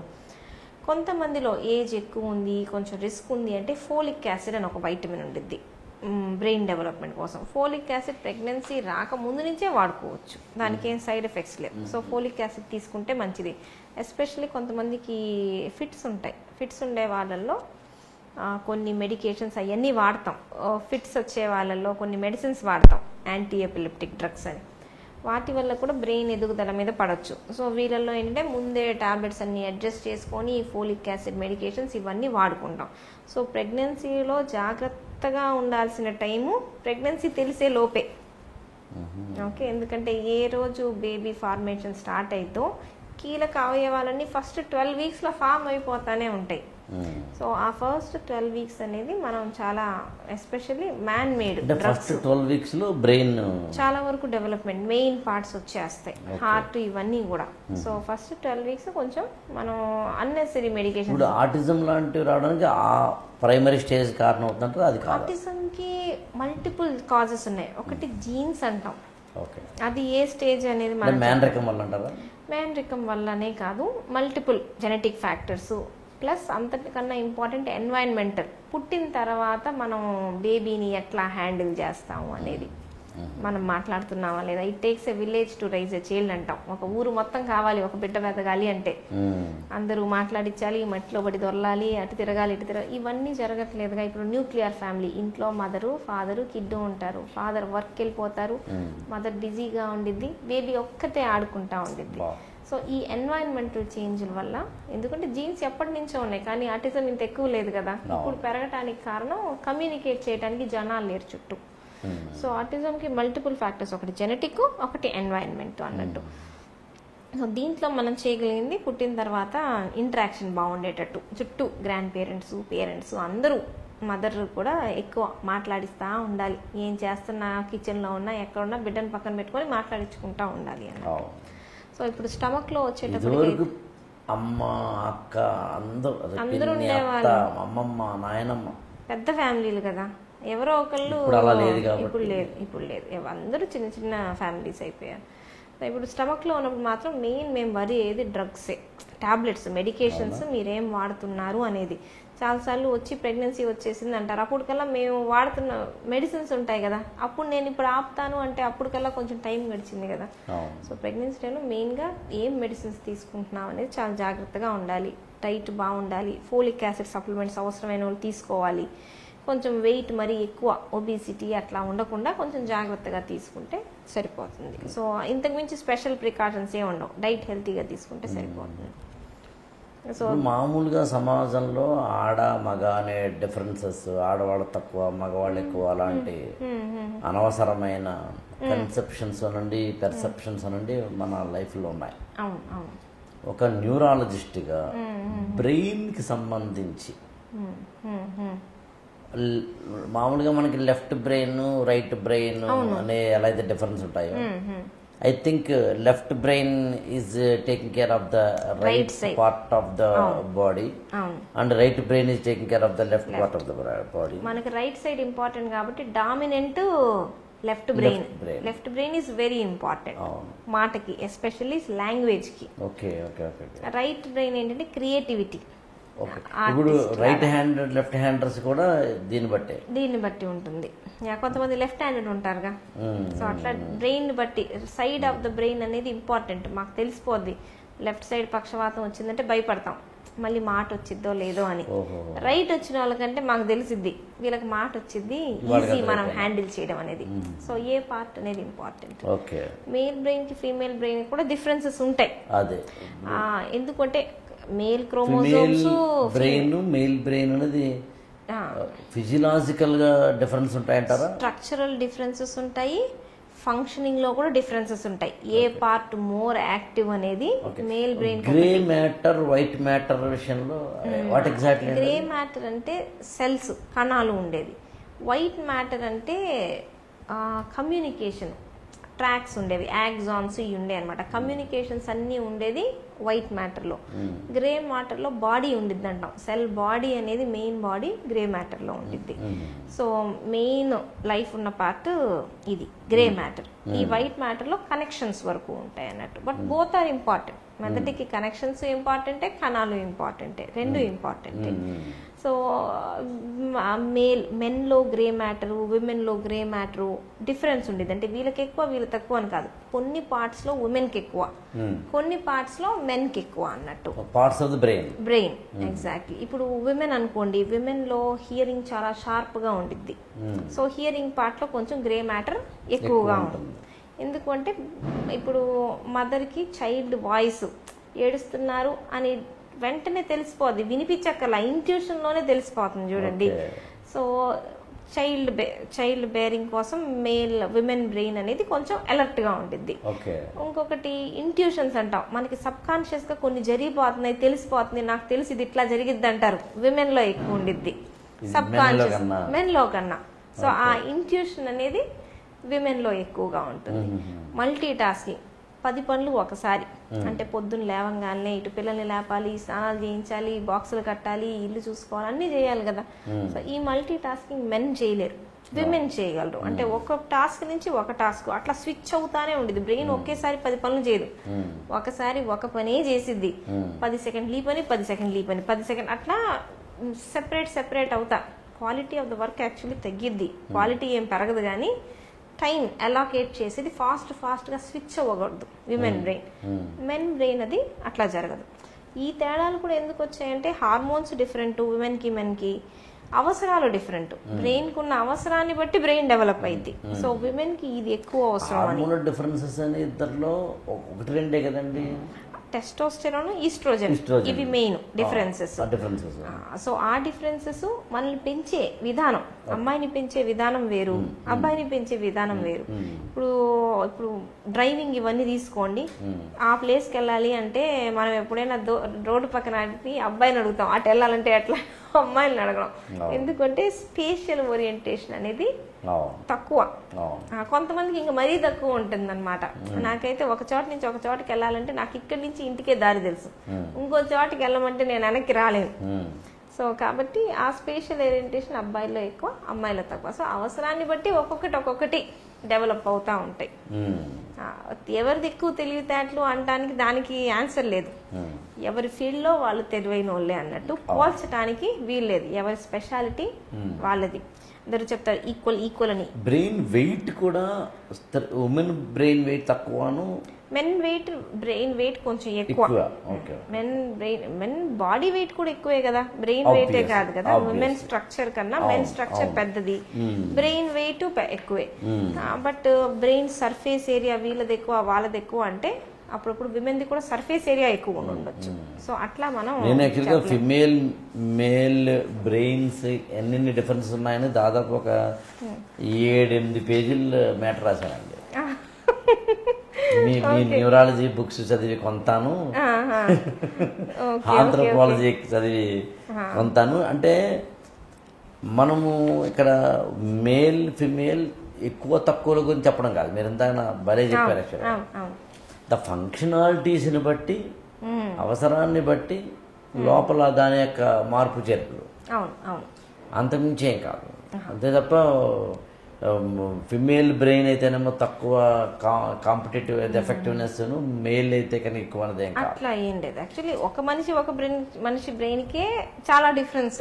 ఇప్పుడు మేము పక్షవాతం వచ్చినప్పుడు చూస్తాం, ఒకళ్ళ దాంట్లో పెద్దది వచ్చి ఉంటుంది, అయినా కొంచెం బాగానే ఉంటాడు. ఒకళ్ళ దాంట్లో చిన్న స్ట్రోక్ వచ్చి వీళ్ళేంటో డిఫరెంట్గా ఉంటారు, చాలా బ్యాడ్గా ఉంటారు. సో అప్పుడు అర్థమైంది ఈ బ్రెయిన్ ఒకటి కాదు, ఈ బ్రెయిన్ ఎంత పెద్ద డ్యామేజ్ జరిగినా ఇది తట్టుకుంటుంది, ఆ బ్రెయిన్ చిన్న డ్యామేజ్ కూడా తట్టుకోలేకపోతుంది అని. So every person is different, ప్రతి బ్రెయిన్ డిఫరెంటే. విమెన్ మెన్ బ్రెయిన్ కూడా అట్లాగే, బోత్ ఆర్ డిఫరెంట్, అవి కూడా డిఫరెంట్ గానే ఉంటుంది. మళ్ళీ పిల్లల బ్రెయిన్ అది మళ్ళీ డిఫరెంట్. పిల్లల బ్రెయిన్ సగం బ్రెయిన్ డ్యామేజ్ అయినా కూడా మళ్ళీ బాగానే రికవర్ అవుతుంటారు. అదే పెద్ద వయసు ఉన్న వాళ్ళు అనుకోండి, రికవరీ అనేది పెద్దగా ఉండదు. అది ఏజ్ని బట్టి తప్పనిసరి ఉంటుంది. రిపేర్ అనేది అంతేగా, చిన్నపిల్లలు ఈజీగా రిపేర్ అవుతాయి, చర్మం మీద ఘాట్లు పడ్డా కూడా వెంటనే రికవర్ అవుతాయి, హీలింగ్. అలాగే మామూలుగా న్యూరాలజీ అంటే స్పైనల్ కార్డ్ని కూడా వెన్నుపూస, చేతుల్లో నరాలు, కాళ్ళలో నరాలు మొత్తం న్యూరాలజీ కిందకి. నాట్ బ్రెయిన్ ఒకటే కాదు, brain, neurons, brain, spinal cord, central nervous system అంటాం. చేతుల్లో కాళ్ళలో ఉండే peripheral nervous system. Spinal cord ఇక్కడ నుంచి ఇలా కింద దాకా ఉంటుంది. అందులో ఏదైనా ఇట్లాగా పాము ఆకారంలో ఉంటాయండి గ్రే మ్యాటర్ను వైట్ మ్యాటర్ అనేది? అట్లా ఉండదు. స్పైనే పైనుంచి కింద వరకు మన స్పైన్ స్ట్రెయిట్ గా ఉండదు, కర్వ్స్ ఉంటాయి. కర్వేచర్ ఉండిద్ది స్పైన్ లో. స్పైన్ లో కర్వేచర్ ఉండి ఆ స్పైనల్ కార్డ్ నాడి అనేది ఒక ట్యూబ్ లాంటిది. దాని లోపల గ్రే మ్యాటరు, చుట్టూ వైట్ మ్యాటర్ అట్లా ఉండిద్ది అనమాట. లోపల అరేంజ్మెంట్ టైట్ గా, ఎందుకంటే బ్రెయిన్ మొత్తం చివరికి దీంట్లోకి రావాలి కదా, సో అన్ని టైట్ గా ప్యాక్ అయ్యి ఉంటాయి స్పైనల్ కార్డ్ లో. అది వెళ్ళేది వెన్నుపూస ద్వారా, వెన్నుపూసకి షేప్ ఉండిద్ది. ఓకే, అంటే ఇటువైపు ఒక నాడి ఇటువైపు ఒక నాడి ఉంటుందండి? అట్లా ఏం ఉండదు. ఫార్మ్ అయ్యేటప్పుడు రెండు వైపులా ఫార్మ్ అయ్యి కలిసిపోయిద్ది. సో సెంటర్ లో సింగిల్ గానే ఉండిద్ది. బట్ ఇప్పుడు left half right half brain కదా, అట్లాగే స్పైన్ లో కూడా లెఫ్ట్ సైడ్ కి రైట్ సైడ్ కి అన్నట్టుంది. ఓకే, మధ్యలో ఒక ట్యూబ్ ఉండిద్ది, ఫ్లూయిడ్ వెళ్తా ఉండిద్ది. దాంట్లో ఫ్లూయిడ్ వెళ్ళిద్ది, బ్రెయిన్ ఫ్లూయిడ్ అంతా ఆ సెంట్రల్ హోల్ లాగా ఉండిద్ది, దాంట్లో నుంచి వెళ్ళిపోతా. ఓకే ఓకే, మనకి ఇక్కడ కాకిక్స్ నుంచి ఈ బ్రెయిన్ స్టెమ్ వరకు ఏమైనా మధ్యలో చూడండి, మనకి చెరుకు గడలా ఏమైనా మధ్యలో కణుపులు ఉంటాయి? ఉంటాయి, బోన్స్ ఉంటాయి కదా మనకి, వర్టిబ్రా అని ఉంటాయి పైనుంచి కింద వరకు, బ్లాక్స్. దాంట్లో మళ్ళీ అంటాం సర్వైకల్, థొరాసిక్, లంబార్, సేక్రల్, కోసిక్స్, అట్లా 5 సెగ్మెంట్స్ కింద డివైడ్ అయి ఉంటుంది పైనుంచి కింద వరకు. ఎందుకు నేను అలా అడిగానంటే, మామూలుగా వేదాంతంలోనండి, ఆధ్యాత్మికతలోనండి, ఇంక్లూడింగ్ ఉపనిషత్తులు కుండలిని శక్తి గురించి చెప్పిన సందర్భాలు ఉన్నాయి. కుండలిని శక్తి గురించి చెప్పేటప్పుడు ఎడ, పింగళ, సుషుమ్న అనే 3 నాడుల గురించి చెప్తారు. అంటే వెన్నుపామును, స్పైనల్ కార్డు ఈ పక్కన ఒక ట్యూబ్ లాగా, ఈ పక్కన ఒక ట్యూబ్ లాగా, మధ్యలోనేమో ఇంకొక ట్యూబ్ లాగా ఉన్నాయనుకుంటే కనుక సుషుమ్న నాడి, ఎడ, పింగళ నాడి అని. ఆధార చక్రం, మూలాధారము, స్వాధిష్టానము, అనాహుత చక్రాలు మొదలుకొని ఆజ్ఞాచక్రం వరకు ఒక్కొక్క చక్రం అనే ఒక ఇమాజినేషన్ తోటి చెరుకు గడికి కణుపు ఎలా ఉంటుందో అలాగా మనకి మామూలు కాకిక్స్ నుంచి ఇంకొంచెం పైకి వస్తే కనుక ఈ బొడ్డు కిందకి, ఆ తర్వాత బొడ్డు స్థాయి, ఆ తర్వాత గుండెల స్థాయి, ఆ తర్వాత కంఠ స్థాయి, ఆ తర్వాత భృకుటి స్థాయిగా చెప్తారన్నమాట. నా యొక్క అంటే ఉపనిషత్తుల్లోనూ వేదాల్లోనూ లేకపోతే ఆధ్యాత్మికతలోనూ చెప్పిన కుండలిని శక్తిని న్యూరాలజీ చెప్పడానికన్నా ముందే మా వాడు చెప్పారు లాంటి పడికట్టు వేదాంతాలు చెప్పడం నాకు ఇష్టం ఉండదండి. బట్ నా క్యూరియాసిటీ ఏంటంటే, ఈ రెండు అంటే అటు వేదాల్లోనూ ఉపనిషత్తుల్లోనూ చెప్పబడిన కుండలిని, ఆ ఫార్మేషన్ ఊహించిన అప్పటి ఋషి, ఇప్పటి మెడికల్ సైన్స్ చెప్తున్నది ఒకటేనా అనిపిస్తుంది అప్పుడప్పుడు నాకు. ఏంటంటే స్పైనల్ కార్డ్ అట, మధ్యలో ఒక ట్యూబ్ ఉంది, గ్రే మ్యాటర్ ఉంది, వైట్ మ్యాటర్ ఉంది, అండ్ కణుపులు. ఒకటే డిఫరెంట్ లాంగ్వేజెస్ లాగా, ఒక్కొక్క భాష లాగా ఇప్పుడు అట్లా అయ్యి ఉండొచ్చు. ఎందుకంటే ఆయుర్వేద ఒక భాష అన్నట్టు అనుకోండి, అలోపతి ఒక లాంగ్వేజ్. అన్ని చివరికి డీల్ చేసేది హ్యూమన్ బాడీనే కదా, దేని ఇంపార్టెన్స్ దానికి ఉంటుంది. దాంట్లో డీప్ గా వెళ్తే దాని సైన్స్ దానికి ఉంటుంది మనకి. ఓకే, సో ఇదేంటంటే నాకేంటంటే దీని మీద ఎక్కువ స్టడీ చేయాలని.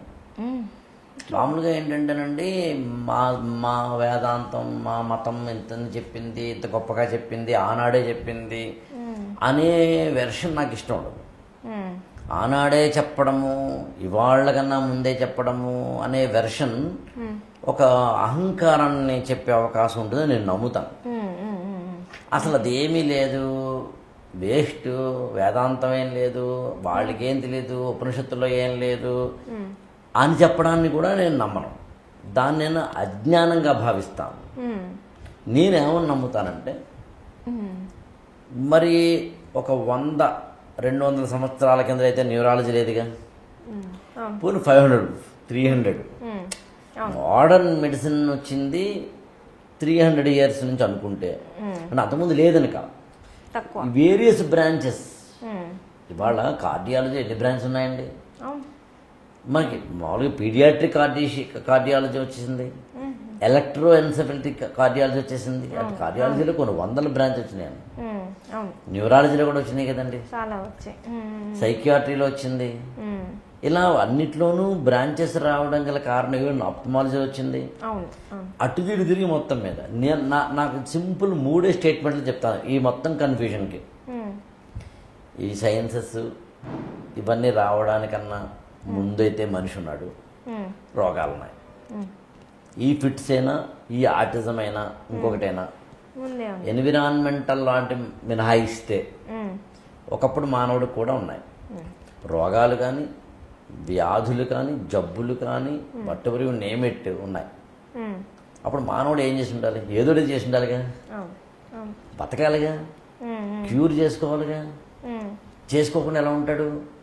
బతకాలి. కాబట్టి ఏం చేశాడంటే రెండో స్టేట్మెంట్, తన మీద తాను ప్రయోగాలు చేశాడు. తనను తను అర్థం చేసుకున్నాడు. ఓహో, ఇలా కూర్చుంటాడా మనిషి, ఇలా నిలబడతాడా, జంతువు ఉంది ఇలా ఉంటుంది. ఇందాక మీరు చెప్పిన థొరాసిక్, సెర్వికల్, లంబా ఇవన్నీ కలిపితే 31 నాడులు ఉంటాయి. నెర్వ్స్ అంటారు వాటినండి. అదే కనుక ఏదైనా ఎలకలో అయితే కనుక 34 ఎన్నో ఉంటాయి. కోతులు అయితే కనుక ఇంకొంచెం ఎక్కువ ఉంటాయి. అంటే మనిషిలో ఉన్నట్టుగానే జంతువుల్లో కూడా ఉంటాయి. వాటిని కోసం మీరు మెడికల్లో డిసెక్షన్ చేసినట్టుగాను ఆదిమ మానవుడు, ఆనాటి మనిషి, వేల సంవత్సరాల కిందటి మనిషి కోసో చూసో మొత్తం మీద అర్థం చేసుకున్నాడు. ఆయనకి ల్యాబొరేటరీ లేదు కాబట్టి మనిషే ల్యాబొరేటరీ అయ్యాడు. ఏదో దేహో దేవాలయ అన్నట్టుగా దేహో ప్రయోగశాలయ అయి ఉండాలి. అందుకనే ఒక 50 ఏళ్ల కిందటి 60 ఏళ్ల కింద డాక్టర్లు చూడండి, జస్ట్ మనిషిని చూసి అతని రోగాలను చెప్పగలిగిన వాళ్ళు, నాడి పట్టుకొని రోగాలను చెప్పగలిగిన వాళ్ళు. అంతెందుకు, నాకు తెలిసి మీరు కూడా ఒక పేషెంట్ని చూస్తూ ఉండగానే లక్షణాలు చెప్పడానికన్నా ముందు 1-2 లక్షణాలు మీరు ఫిజిక్ని చూసి చెప్పగలుగుతారు. కూర్చున్న విధానము, వంగిన విధానము, నడిచిన విధానము, నడకని బట్టో దాన్ని బట్టో. సో నేనేంటంటే ఆంథ్రపాలజీ కానీ, న్యూరాలజీ కానీ ఇలాంటివి చదువుతున్నప్పుడు ఆదిమ మానవుడు ఆనాడు ప్రకృతి నుంచో, వ్యాధుల నుంచో తనను తాను కాపాడుకోవడానికి చేసిన ప్రయత్నంలో భాగంగా ఈ కుండలిని అను, లేకపోతే కనుక ఆధార చక్రము, స్వాధిష్టాన చక్రమను, వాటిని ఎలివేట్ చేసుకోవడము, వాటిని ఎమాన్సిపేట్ చేసుకోవడంలో భాగంగా ఒక మెడిటేషన్ లాంటివి కొనుక్కున్నాడు. ఇప్పుడు మనం దాన్ని ఎలక్ట్రోఎన్సెఫలిక్ ద్వారా, ఈజీ ద్వారా, ఇంకో దాని ద్వారా మనం దానికి సంబంధించిన ఆల్ఫా, బీటా, తీటా, గామా అలాంటికి సంబంధించిన చెప్పగలుగుతాం. సో న్యూరాలజీలో అయినా ఎక్కడైనా కానీ ఎండ్ పాయింట్ ఏంటి అంటే మనిషి బాగా బతకడం మీద, మనిషిని బాగా బతికించుకోవడం మీద. అందుకే నేను అడిగాను అనమాట, అంటే స్పైనల్ కార్డ్ అనే దాని యొక్క ఫిజికల్ ఫార్మ్ ఎలా ఉంటుంది అనేది, అది అడగడానికి కారణం. ఇంకొక లాస్ట్ క్వశ్చన్ అండి, అమిగ్డలా అంటే ఏంటంటే అసలు అది దాని పాత్ర ఏంటి బ్రెయిన్లో? అమిగ్డలా అనేది ఎమోషన్కి సెంటర్ అంటాం. బాధ, కోపం, రేజ్, అగ్రెషన్, ఇవన్నీ అమిగ్డలా యొక్క రోల్ అన్నమాట. ఓకే. సో మనకి ఎప్పుడైనా ఎమోషన్స్ లో జరిగేవి బాగా గుర్తుంటాయి. మనం కొన్ని మర్చిపోలేము. చూడండి, మన కళ్ళ ముందే జరుగుతున్నట్టుంటాయి మళ్ళీ మళ్ళీ. సో బాగా ఎమోషన్స్ ఉన్నప్పుడు ఏంటి అంటే అది మెమరీ ఫార్మేషన్ ని స్టిమ్యులేట్ చేసిద్ది. సో ఈ పార్ట్ అనేది దాని యొక్క మెయిన్ రోల్ ఇదే, మనకున్న ప్రతి ఎక్స్పీరియన్స్కి ఎమోషన్ని యాడ్ చేసిద్ది అన్నట్టు. సో అదే నేను చెప్పేది కూడా, మనం చదివేటప్పుడు నాకు ఇది చాలా ఇష్టం, ఇది ఒక ఎమోషన్ అనుకోండి, మనకి బాగా గుర్తుంటాయి అన్నట్టు. సో నాకు చెప్పాను కదా, నాకు మెడిసిన్ అనేది ఒక ఎమోషన్. నాకు చదువుతుంటే నాకు అది చాలా ఎంతూజియాస్టిక్గా అనిపించింది. కొంతమందికి నంబర్స్ చూస్తే అట్లా అనిపించింది, నంబర్లు చూడంగానే ఎగ్జైట్మెంట్, ఎమోషన్ వచ్చింది. సో అది ఒక్కొక్కళ్ళకి ఒక్కొక్క రకంగా ఉంటుంది ఎమోషన్స్ అనేది. సో మన ఎమోషన్కి సీట్ అంటాం, సెంటర్ ఫర్ ఎమోషన్స్ అన్నట్టు. ఇది ఎమిగ్డలా. సో మెమరీకి దానికి హిప్పో క్యాంపస్ కి దగ్గరలోనే ఉండిద్ది. దానికి కనెక్షన్స్ క్యాంపస్ నాకు తెలిసి ఈ లోపల ఇక్కడ ఫ్రంటల్ లోబ్స్ అవన్నీ ఉంటాయి కదా, పెద్ద పెద్దవి లోపల ఉంటాయి. దానికి దగ్గరలోనే అమిగ్డలా ఇవన్నీ కూడా ఉంటాయి. చిన్నది ఇప్పుడు భలే నాకు గుర్తొచ్చింది, చిన్నపిల్లలు పుట్టిన వెంటనే, బేబీ పుట్టిన వెంటనే ఇక్కడ కొంచెం థిన్ లేయర్ ఉంటుంది. అవును అవును. క్రమక్రమంగా అయితే మాత్రం అది గట్టిపడిద్ది. వాట్ ఎగ్జాక్ట్ అండి న్యూరలాజికల్ గా దానికి పేరు ఏదైనా ఉందండి? ఫాంటనెల్లే అంటాం. Okay, fontanelle. ఇప్పుడు ఏంటంటే బ్రెయిన్ చుట్టూ బోన్ ఉండిద్ది కదా, మనకి చిన్నప్పుడు కూడా బోన్స్ అన్ని సరిగ్గా ఫామ్ అవ్వవు, మెల్లగా జాయిన్ అవుతూ ఉంటాయి. సో ఈ బోను ఈ బోను ఈ బోను ఈ బోను ఇవన్నీ సెపరేట్గా ఉంటాయి. పుట్టినప్పుడు మదర్లో నుంచి బయటికి రావాలిగా బేబీ బయటికి రావాలి అంటే బోన్స్ ఒకదాని మీదకి ఒకరికి వెళ్ళి తల సైజు చిన్నగా బయటకు వచ్చింది. సో దానికోసం అన్నట్టు బోన్స్ సెపరేట్గా ఉంటాయి, ఫ్యూజ్ అవ్వవు. ఇంకోటి బ్రెయిన్ ఎదగాలి, చిన్నప్పుడు సైజు పెరుగుతూ ఉండేది కదా, తల సైజు పెరగాలి అంటే చుట్టూ బోను ఫార్మ్ అవ్వకూడదు. సో మెల్లమెల్లగా సైజు పెరగడము, ఇది జాయిన్ అవ్వడం స్టార్ట్ అవుతాయి అన్నమాట. సో అక్కడ మనం ముట్టుకుంటే కింద ఉండేది మెదడే, అక్కడ గాయాలు అవ్వకూడదు కదా. అందుకే చాలా జాగ్రత్తగా ఉండాలి, ఆ ప్లేస్ కి గాయం అవ్వకుండా మనం చూసుకోవాలి.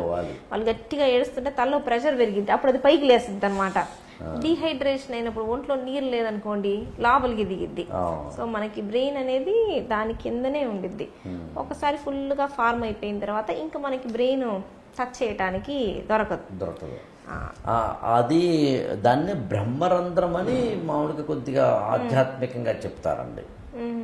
సరే, అది బ్రహ్మరంధ్రం అని అంటే అదే దాన్ని అంటాను అనుకున్నాను నేను కూడా, నాకు అంత ఐడియా లేదు. కానీ ఇప్పుడు మీరు చెప్తున్న కూడా గుర్తొచ్చింది నాకు, జంతువుల్లో ఈ టైప్ ఆఫ్ ఫెసిలిటీ లేదటండి. నేను చదివిన జువాలజీలో సబ్జెక్టు కరెక్షన్, ఎందుకు దాన్ని చదివాను చెప్పడం ప్రయత్నిస్తాను. మనకి జువాలజీలో ఒక వ్యక్తి పైన ఇలాంటి జంతువులకి లేదు, అంటే ఇలాగా ఒక బ్రహ్మరంధ్రం అనండి, మెత్తగా ఉండడం అనండి, లేదా బ్రెయిన్ ఫార్మేషన్ కోసమని ఒక గ్యాప్ ఉండడం అన్నది. మానవ మెదడు మాత్రం క్రమక్రమంగా ఎవల్యూషన్లో అలా మారింది. ఎందుకంటే బ్రెయిన్లో జంతువుల్లో లేని కొన్ని కొత్త పార్ట్స్ ఇక్కడ ఎవల్యూట్ అయ్యాయి కాబట్టి. అప్పుడు తల్లి గర్భం నుంచి బయటకు రావాలి. తల్లి గర్భం నుంచి బయటకు రావాలంటే pelvic bone should be wider when comparing with earlier generations. ఈ మెదడు పెరగడం వల్ల అందుకని పెల్విక్ బోన్ అనేది వైడ్ అవ్వాలి.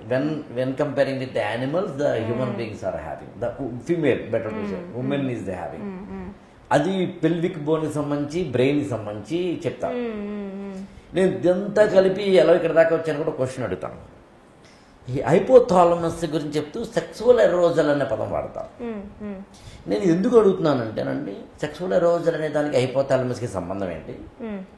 కొంతమందికి రేప్ చేసిన అన్న ఒక సిమ్టమ్ అనండి, అగ్రెసివ్నెస్ అనండి, అటెంప్ట్ అనండి, what ever you name it ఉందండి. ప్రతి మానవుడిలోనూ ఒక మృగం ఉంటుంది, జంతువు ఉంటాడు, కానీ అక్కడ ఆ వ్యక్తి తనలోని జంతువుని కంట్రోల్ చేసుకోలేకపోయాడు. This is the my question is, దీనికి హైపోథాలమస్ కి సంబంధం ఉందా? యాక్చువల్లీ దీనికి హైపోథాలమస్ ఉండదు, దీనికి ఫ్రాంటల్ లోబ్కి ఉండిద్ది. నేను చెప్పాను కదా, మనిషిగా మన పని చాలా వాటికి నో చెప్పడం. నేను యానిమల్ని కాదు, నేను జనాల ముందు ఇట్లా ఉండాలి, నేను బట్టలు వేసుకొని తిరగాలి, అందరితో మాట్లాడేటప్పుడు ఇష్టం వచ్చినట్టు, ఇదంతా మన సోషల్ బిహేవియర్. జనాల మధ్యలో యానిమల్కి ఇది ఉండదు, యానిమల్కి ఇది చెయ్యకూడదు అనేది అట్లాంటిది లేదు కదా, మనిషికి ఉండిద్ది. అది ఫ్రాంటల్ లోబ్ యొక్క పని. ఇన్హిబిషన్ అంటాం, జడ్జిమెంటు, ఇన్హిబిషను, సోషలైజేషను, ఇవన్నీ దాని పని. మన బ్రెయిన్లో పెద్ద పార్ట్ యానిమల్కి లేని పార్ట్ అంటే ఇది ఫ్రాంటల్ లోబ్సే, ఈ ముందుండే పార్ట్. సో ఇన్హిబిషన్, మనకి ఆ ఇంపల్స్ రావచ్చు, యానిమలిస్టిక్ ఇంపల్సెస్, ఒకరిని చంపేయాలి అనే అంత కోపం, ఇవన్నీ రావచ్చు, కానీ మనం అవి చెయ్యం, వాటికి నో చెప్తాం. అట్లా నో చెప్పగలిగేది ఫ్రాంటల్ లోబ్ యొక్క ఫంక్షన్ అనమాట. సో అదే చెప్పాను కదా, ఫ్రాంటల్ లోబ్స్ బాగా డ్యామేజ్ అయినా కానీ లేకపోతే వాళ్ళ ఎన్వైరన్మెంట్ వల్ల కానీ అట్లా ట్రైన్ అవ్వలేదు, వాళ్ళ బ్రెయిన్ అసలు అట్లా ట్రైన్ అవ్వలేదు అనుకోండి, వాళ్ళ సోషల్ బిహేవియర్. ఇప్పుడు మనకి బిహేవియర్ అనేది ప్లేస్ని బట్టి కూడా మారిద్ది, మనం ఎదిగే ఇంట్లో బట్టి కూడా మారిద్ది. చుట్టుపక్కల చెప్తారుగా మనకి ఇట్లా చేయకూడదు, పక్క వాళ్ళని హార్మ్ చేయకూడదు, ఇవన్నీ బ్రెయిన్ నేర్చుకుండిద్ది కూడా. సో ఎన్వైరన్మెంట్ లో సోషియోబయాలజీ అంటారు. ఓకే ఓకే ఓకే ఓకే సోషియాలజీలో సోషియోబయాలజీ అని ఒక పార్ట్. ఇప్పుడు కొన్నిసార్లు ఇప్పుడు క్రిమినల్ ఫోరెన్సిక్ ఇవన్నీ ఉంటాయి, వాళ్ళు ఇంటర్వ్యూ చేస్తారు ఎందుకు వీళ్ళు ఇట్లా చేశారు అనేది. సో వాళ్ళ ఇంట్లో వైలెన్స్ అనేది కామన్ అనుకోండి, ఫాదర్ మదర్ని కొట్టడం వాళ్ళ ఇంట్లో కామన్ అనుకోండి, అది తప్పు అనే విషయం ఆ బ్రెయిన్కి ఎట్లా తెలిసిద్ది, తెలియదు. సో ఇవన్నీ మన ఫ్రాంటల్ లోబు, మన ఎన్వైరన్మెంట్ యొక్క ఫంక్షన్ అన్నట్టు. సో అది మనం ట్రైన్ చేయొచ్చు. కొంతమందికి జెనెటిక్ గానే రేజ్ ఎక్కువ ఉండిద్ది, పర్సనాలిటీ డిజార్డర్, అదొక సైకియాట్రిక్ ప్రాబ్లం అన్నట్టు. ఈవెన్ మీకు జెనెటిక్స్ లోనండి థెఫ్ట్ జీన్ ఉంటుంది, అది దొంగతనం చేయమని చెప్తుంది. అవును అవును అవును. నాకు అప్పుడు అనిపిస్తుంది అంటే అసలు మనిషి తన తప్పే ఉందండి, కోపం కానీ 50% పుట్టుకతో వచ్చింది, ఆ మిగతా 50% మన సొసైటీ యొక్క పని. అది ఆ న్యూ జనరేషన్ ట్రైన్ చేయడం. అంటేనండి నేను నమ్మేది నలుగురండి సొసైటీ అంటే, అమ్మా నాన్న, పేరెంట్స్, టీచర్స్ అనండి, లెక్చరర్స్ అనండి, ఎడ్యుకేషన్. థర్డ్ ఈజ్ మీరు చెప్పింది చుట్టుపక్కల వాళ్ళు అంటే ఎన్విరాన్మెంట్. అమ్మ కావచ్చు, అత్త కావచ్చు, అక్క కావచ్చు, అన్నయ్య కావచ్చు, తమ్ముడు కావచ్చు, బామ్మర్ది కావచ్చు, ఫ్రెండ్ కావచ్చు, పక్కింటోడు కావచ్చు, ఎదుటింటోడు కావచ్చు, ఆటో వాళ్ళ కావచ్చు, క్యాబ్ వాళ్ళ కావచ్చు, మనం కలిసిన డాక్టర్ కావచ్చు, మనం కలిసిన లాయర్ కావచ్చు, మనం కలిసిన ఏదైనా ఒక ఎనీ పర్సనాలిటీ ఎవరు కావచ్చు. నాలుగవదండి మతం, రిలీజియన్. రిలీజియన్ మేక్స్, ఆ రిలీజియన్ పాత్ర ఏంటి అంటే మనిషిని సంస్కారవంతం చేసేది కాదు. వచ్చింది రిలీజియన్ పుట్టింది అందుకోసమే యాక్చువల్లీ, అంతేగాని దేనికి కాదు, డివైడ్ చేయడానికి కాదు, నేర్పించడానికి యాక్చువల్లీ వచ్చింది. మనిషి అయితే భక్తితోటి లేదా భయంతో మాత్రమే కంట్రోల్లో ఉంటాడు. అవును అవును, రెండు ఉండాలి. ట్రాఫిక్ లో వెళ్తున్నప్పుడు పోలీసుడు ఉన్నాడనే భయంతో తప్ప మన నేచర్. Correct correct. అందుకని భయాన్ని భక్తిని రెండింటినీ కలిపి జతకూడింది ఏదైనా ఉంది అంటే మతం. దేవుడు, స్వర్గము, నరకము, పాపము, పుణ్యం. పాపాన్ని పుణ్యాన్ని భలే డిఫైన్ చేశారండి, పెద్దగా ఏం చెప్పలేదు. పరోపకారార్థం పుణ్యాయ, పరపీడనం పాపాయ. ఏం లేదు, పక్కోని వేద చూతుంటే పాపం అన్నారు, పక్కోడికి సాయం చేస్తే పుణ్యం అన్నారు, అంతే అయిపోయింది. మనిషిగా బతకడం అంతే. సో న్యూరాలజీ, సైన్సెస్, ఆధ్యాత్మిక, స్పిరిచువాలిటీ, ఎవ్రీథింగ్ మనిషిని మంచిగా పంపించేదే. సో చివరిగా ఒక క్వశ్చన్ అడిగి ఈ ఇంటర్వ్యూ నేను ముగిస్తానండి. ఇప్పుడు మళ్ళీ ఫస్ట్ ఎక్కడ స్టార్ట్ చేసామో అక్కడ ఎండ్ చేస్తున్నాం. యూత్లో అంటే నేను మాట్లాడుతుంది పక్కాగా ఐఏఎస్ ఎగ్జామినేషన్ లాంటి చదువుతున్న స్టూడెంట్స్కి స్పష్టంగా ఈ 3 పనులు చేయండి రా మీ మెమరీ పెరుగుతుంది అంటే టక్ టక్ టక్ అని ఏం చెప్తారండి? స్లీప్, డైట్, మెడిటేషన్, ఎక్సర్సైజ్ కాకుండా, అది ఆల్రెడీ మాట్లాడేసాం కాబట్టి. స్ట్రెస్ తక్కువ ఉండాలి, మీరు గురి పెట్టి అదే చెయ్యాలి అంటారు. కానీ నేను ఎప్పుడు చెప్పేదంటే ప్లాన్ బి కూడా ఉండాలి. ప్లాన్ బి రెడీగా ఉంటే మనం కాన్సన్ట్రేట్ చేయగలం. చెప్తానండి, లేటెస్ట్ ఏంటంటే చెప్పంటారా, ప్లాన్ జెడ్ అండి. అంటే BC వరకు ఏ పెట్టుకో, పోతే బి పెట్టుకో, అది పోతే సి పెట్టుకో, అది పోతే డి. ప్లాన్ జెడ్ వరకు నువ్వు ఏదో ఉండాలి. దీన్ని 2 మాటల్లో చెప్తాను సరదాగా. ఒకటి, నువ్వు పరిగెత్తలేకపోతే నడువు, నడవలేకపోతే నిలబడు, నిలబడటానికి కూడా నీకు పరిస్థితులు లేకపోతే కూర్చో, కూర్చోడానికి కూడా నీకు పరిస్థితులు అనుకూలించకపోతే పడుకో. ఏదైనా కానీ పరిగెత్తలేకపోతే నడవాలి, నడవలేకపోతే నిలబడాలి, నిలబడలేకపోతే కూర్చోవాలి, కూర్చోలేకపోతే పడుకోవాలి, ఏదైనా బతకాలి. You have to have plan B. దీన్ని ఇంకోలా సరదాగా చెప్తానండి. ఒక అతను బస్సు ఎక్కాడు, కండక్టర్ టికెట్ అడిగాడు, టికెట్ ఇచ్చాడు, టికెట్ కొనుక్కున్నాడు. కండక్టర్ అలా వెళ్ళి మళ్ళీ ఇలాగ 10 టికెట్లు మళ్ళీ వచ్చాడు. అన్న ఇంకో టికెట్ ఇవ్వన్నాడు. ఎవరికంటే నాకే అన్నాడు. ఇందాకనే కదా టికెట్ తీసుకున్నావు అంటే, తీసుకున్నానన్నా కానీ పడిపోతే ఇది ఉంటుంది కదా ప్లాన్ బి. అప్పుడు కండక్టర్ ఇంకో టికెట్ ఇచ్చి ఒక మాట అన్నాడు, ఇది పడిపోతే ఏం చేస్తావు? కంగారు పడకన్నా నా దగ్గర పాస్ ఉంది, బస్ పాస్ ఉందండి. ఓకే, ఎంతవరకు తెలుసు. ఓకే, బాగుంది. కానీ ఇది కూడా పడిపోతే ఏంటి? అందుకనే కదా వెనకాల నా కారు డ్రైవర్ నా కారుతో వస్తున్నాడు. సో అందుకని ప్లాన్ జడ్ వరకు ఉండాలి. సరేనే, మళ్ళీ మీ దగ్గరికి వద్దాం. ఓకే, స్ట్రెస్ ఉండకూడదు. మీరు చెప్పింది రైట్ అండి. ఇదే గురిపెట్టి చదువు అంటే అదొక ప్రాబ్లం, చదవకపోతే ఇదొక ప్రాబ్లం. ఎందుకంటే లిమిటెడ్ కదా, number of seats are limited, చదివే వాళ్ళు అన్లిమిటెడ్, చాలా ఎక్కువ. కాబట్టి అది practical, let us be practical అన్నట్టు. ఇంకా దాంతో పాటు డైట్, ఎక్సర్సైజ్ అన్ని కవర్ చేసేసారు. ఇంకేం మిగిలింది?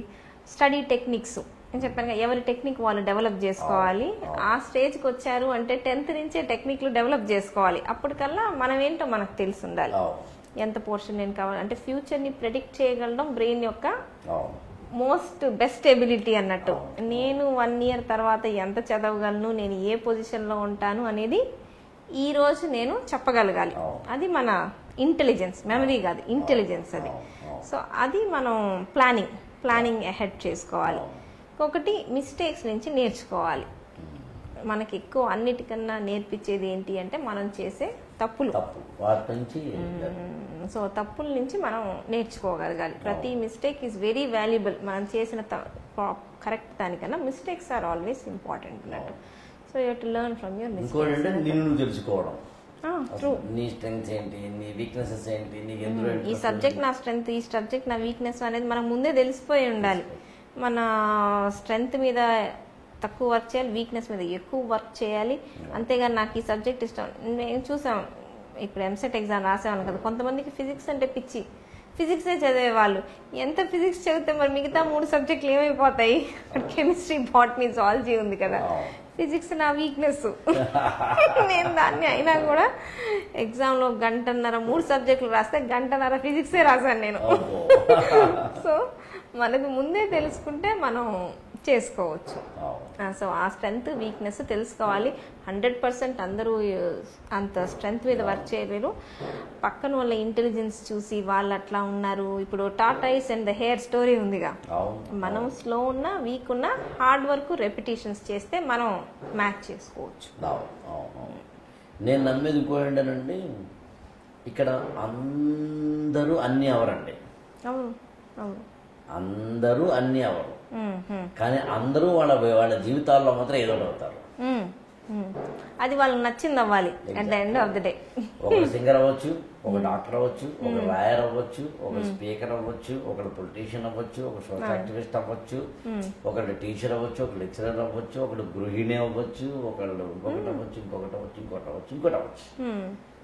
సో నువ్వు ఎందులో అవుతావు, ఎందులో అయినా కానీ ఎక్సెల్ అయ్యావా లేదంత పాయింట్. అవును, మీరు ఒక మదర్ గా ఎక్సెల్ అయినా ఇట్స్ ఎ గ్రేట్ టాస్క్ కదా. ఒక ఇల్లు చక్కగా చూసుకున్నా అంటే అది గ్రేట్ టాస్కే. దాంట్లో అంతా చేసి దాంట్లో ఫెయిల్యూర్ అయ్యారనుకోండి, ఏం ఉపయోగం చెప్పండి. సో మీరు చేసే దేంట్లో అయినా ఏది ఎంచుకున్నా అందులో నువ్వు శిఖరానికి ఎదగడమే చేయదగదు. ఇప్పుడు మమ్మల్ని అడుగుతారు ఎంబీబీఎస్ వాళ్ళు నెక్స్ట్ ఏ బ్రాంచ్ చేస్తే బాగుండిద్ది అని. నేను చెప్తా, ఏ బ్రాంచ్లో అయినా బాగున్న వాళ్ళు బాగుంటారు. ఈ బ్రాంచ్ ఇది గొప్ప బ్రాంచ్ అని కాదు, ఎనీ బ్రాంచ్. వాళ్ళు అడుగుతుంది ఏ బ్రాంచ్ లో బాగుంటారంటే తెలుసు కదా మీకు ఎందులో ఉన్నది. డబ్బులో కూడా అదే చెప్తున్నాను. ఇప్పుడు ఈ బ్రాంచ్లో మీరు బాగా సక్సెస్ఫుల్ అయ్యారనుకోండి, ఏ బ్రాంచ్లో అయినా ఉంది. ఒక బ్రాంచ్లో ఎక్కడ ఉంది?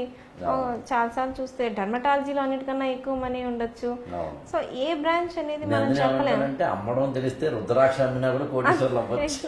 ఎగ్జాక్ట్లీ. సో బ్రాంచ్ ఇంపార్టెంట్ కాదు, ఏ బ్రాంచ్లో అయినా మనం సక్సెస్ఫుల్ అవ్వడం ఇంపార్టెంట్, అంతే. That comes through hard work. Thank you so much అండి, సమయం ఇచ్చినందుకు. Thank you. నేను చాలా నేర్చుకున్నాను మీ దగ్గర నుంచి ఈ రోజు. మనం అనుకున్నదేగా, వేరే వాళ్ళకి చెప్తే ఎక్కువ నేర్చుకుంటాం, అవునా కదా. సో నా ఫాల్ట్స్, నేను ఎక్కడ బెటర్ అవ్వాలనేది, అవన్నీ కూడా మనం తెలుసుకుంటాం. ఇంకా మీ వైపు నుంచి నాకు మీ perspective so it's all very helpful. ఏదైనా చివరికి అందరికి హెల్ప్ఫుల్ అవుతే న్యూ ఐడియాస్ న్యూ థాట్స్ అయ్యే కదా ఇంపార్టెంట్. ఇవాళ చాలా ఆనందకరమైన విషయాలు చెప్తాను మీకు. ఇవాళ యాక్చువల్ నా బర్త్డే.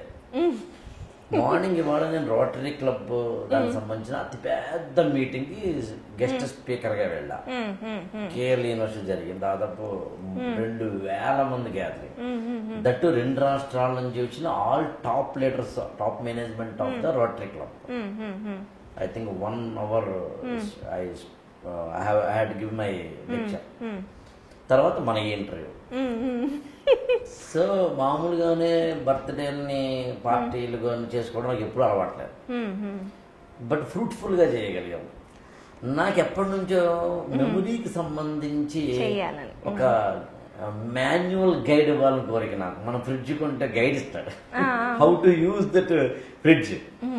మనం ఏదైనా ఒక కొత్త ఆపరేటర్స్ కొంటే, సెల్ ఫోన్ కొంటే ఒక గైడ్ ఇస్తాడు, ఇలా చేయి ఇలా చేయొద్దని. అట్లా నాకు బ్రెయిన్ గైడ్ ఇవ్వాలని కోరిక, మాన్యువల్ గైడ్. అరే బాబా ఈ పనులు చేయి, ఈ పదార్థాలు తిను, ఇంతలా పడుకో, ఇంత డైట్ తీసుకో, ఇంత ఎక్సర్సైజ్ చెయ్యి, ఎన్ని లైఫ్ని స్ట్రెస్లెస్ చేసుకో, స్ట్రెస్ఫుల్ చేసుకోవద్దు, దానికి సంబంధించి నిన్ను మార్చుకో. లోపల హార్మోన్స్ నిన్ను తేడా కొడుతూ ఉంటాయి. కొట్టినప్పుడు యూజ్ కాన్షియస్నెస్ కొద్దిగా నీ అలవాట్లు మార్చుకో, నీ హ్యాబిట్స్ లోంచి వచ్చిన యాటిట్యూడల్ చేంజెస్ చేసుకో, నీ బిహేవియర్ మార్చుకో. ఇవన్నీ మార్చుకుంటూ ఉంటే తెలియకుండా లోపల కూడా కెమికల్ అవన్నీ మారతాయి. అది డోపమైన్ అంటారా, సెరోటోనిన్ అంటారా.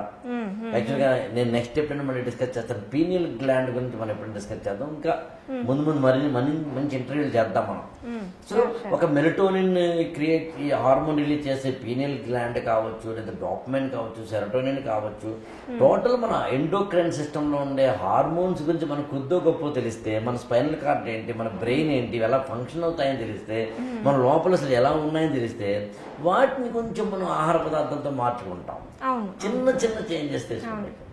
అది ఫ్రాంక్గా చెప్పాలి అంటే doctors are nothing but the new age god man or women. ఒక ప్రాణం పోయడమే కదా. సో అలాంటి వృత్తిలో ఉన్న మీకు అభినందనలు మరొకసారి తెలియజేస్తూ thank you so much. Thank you.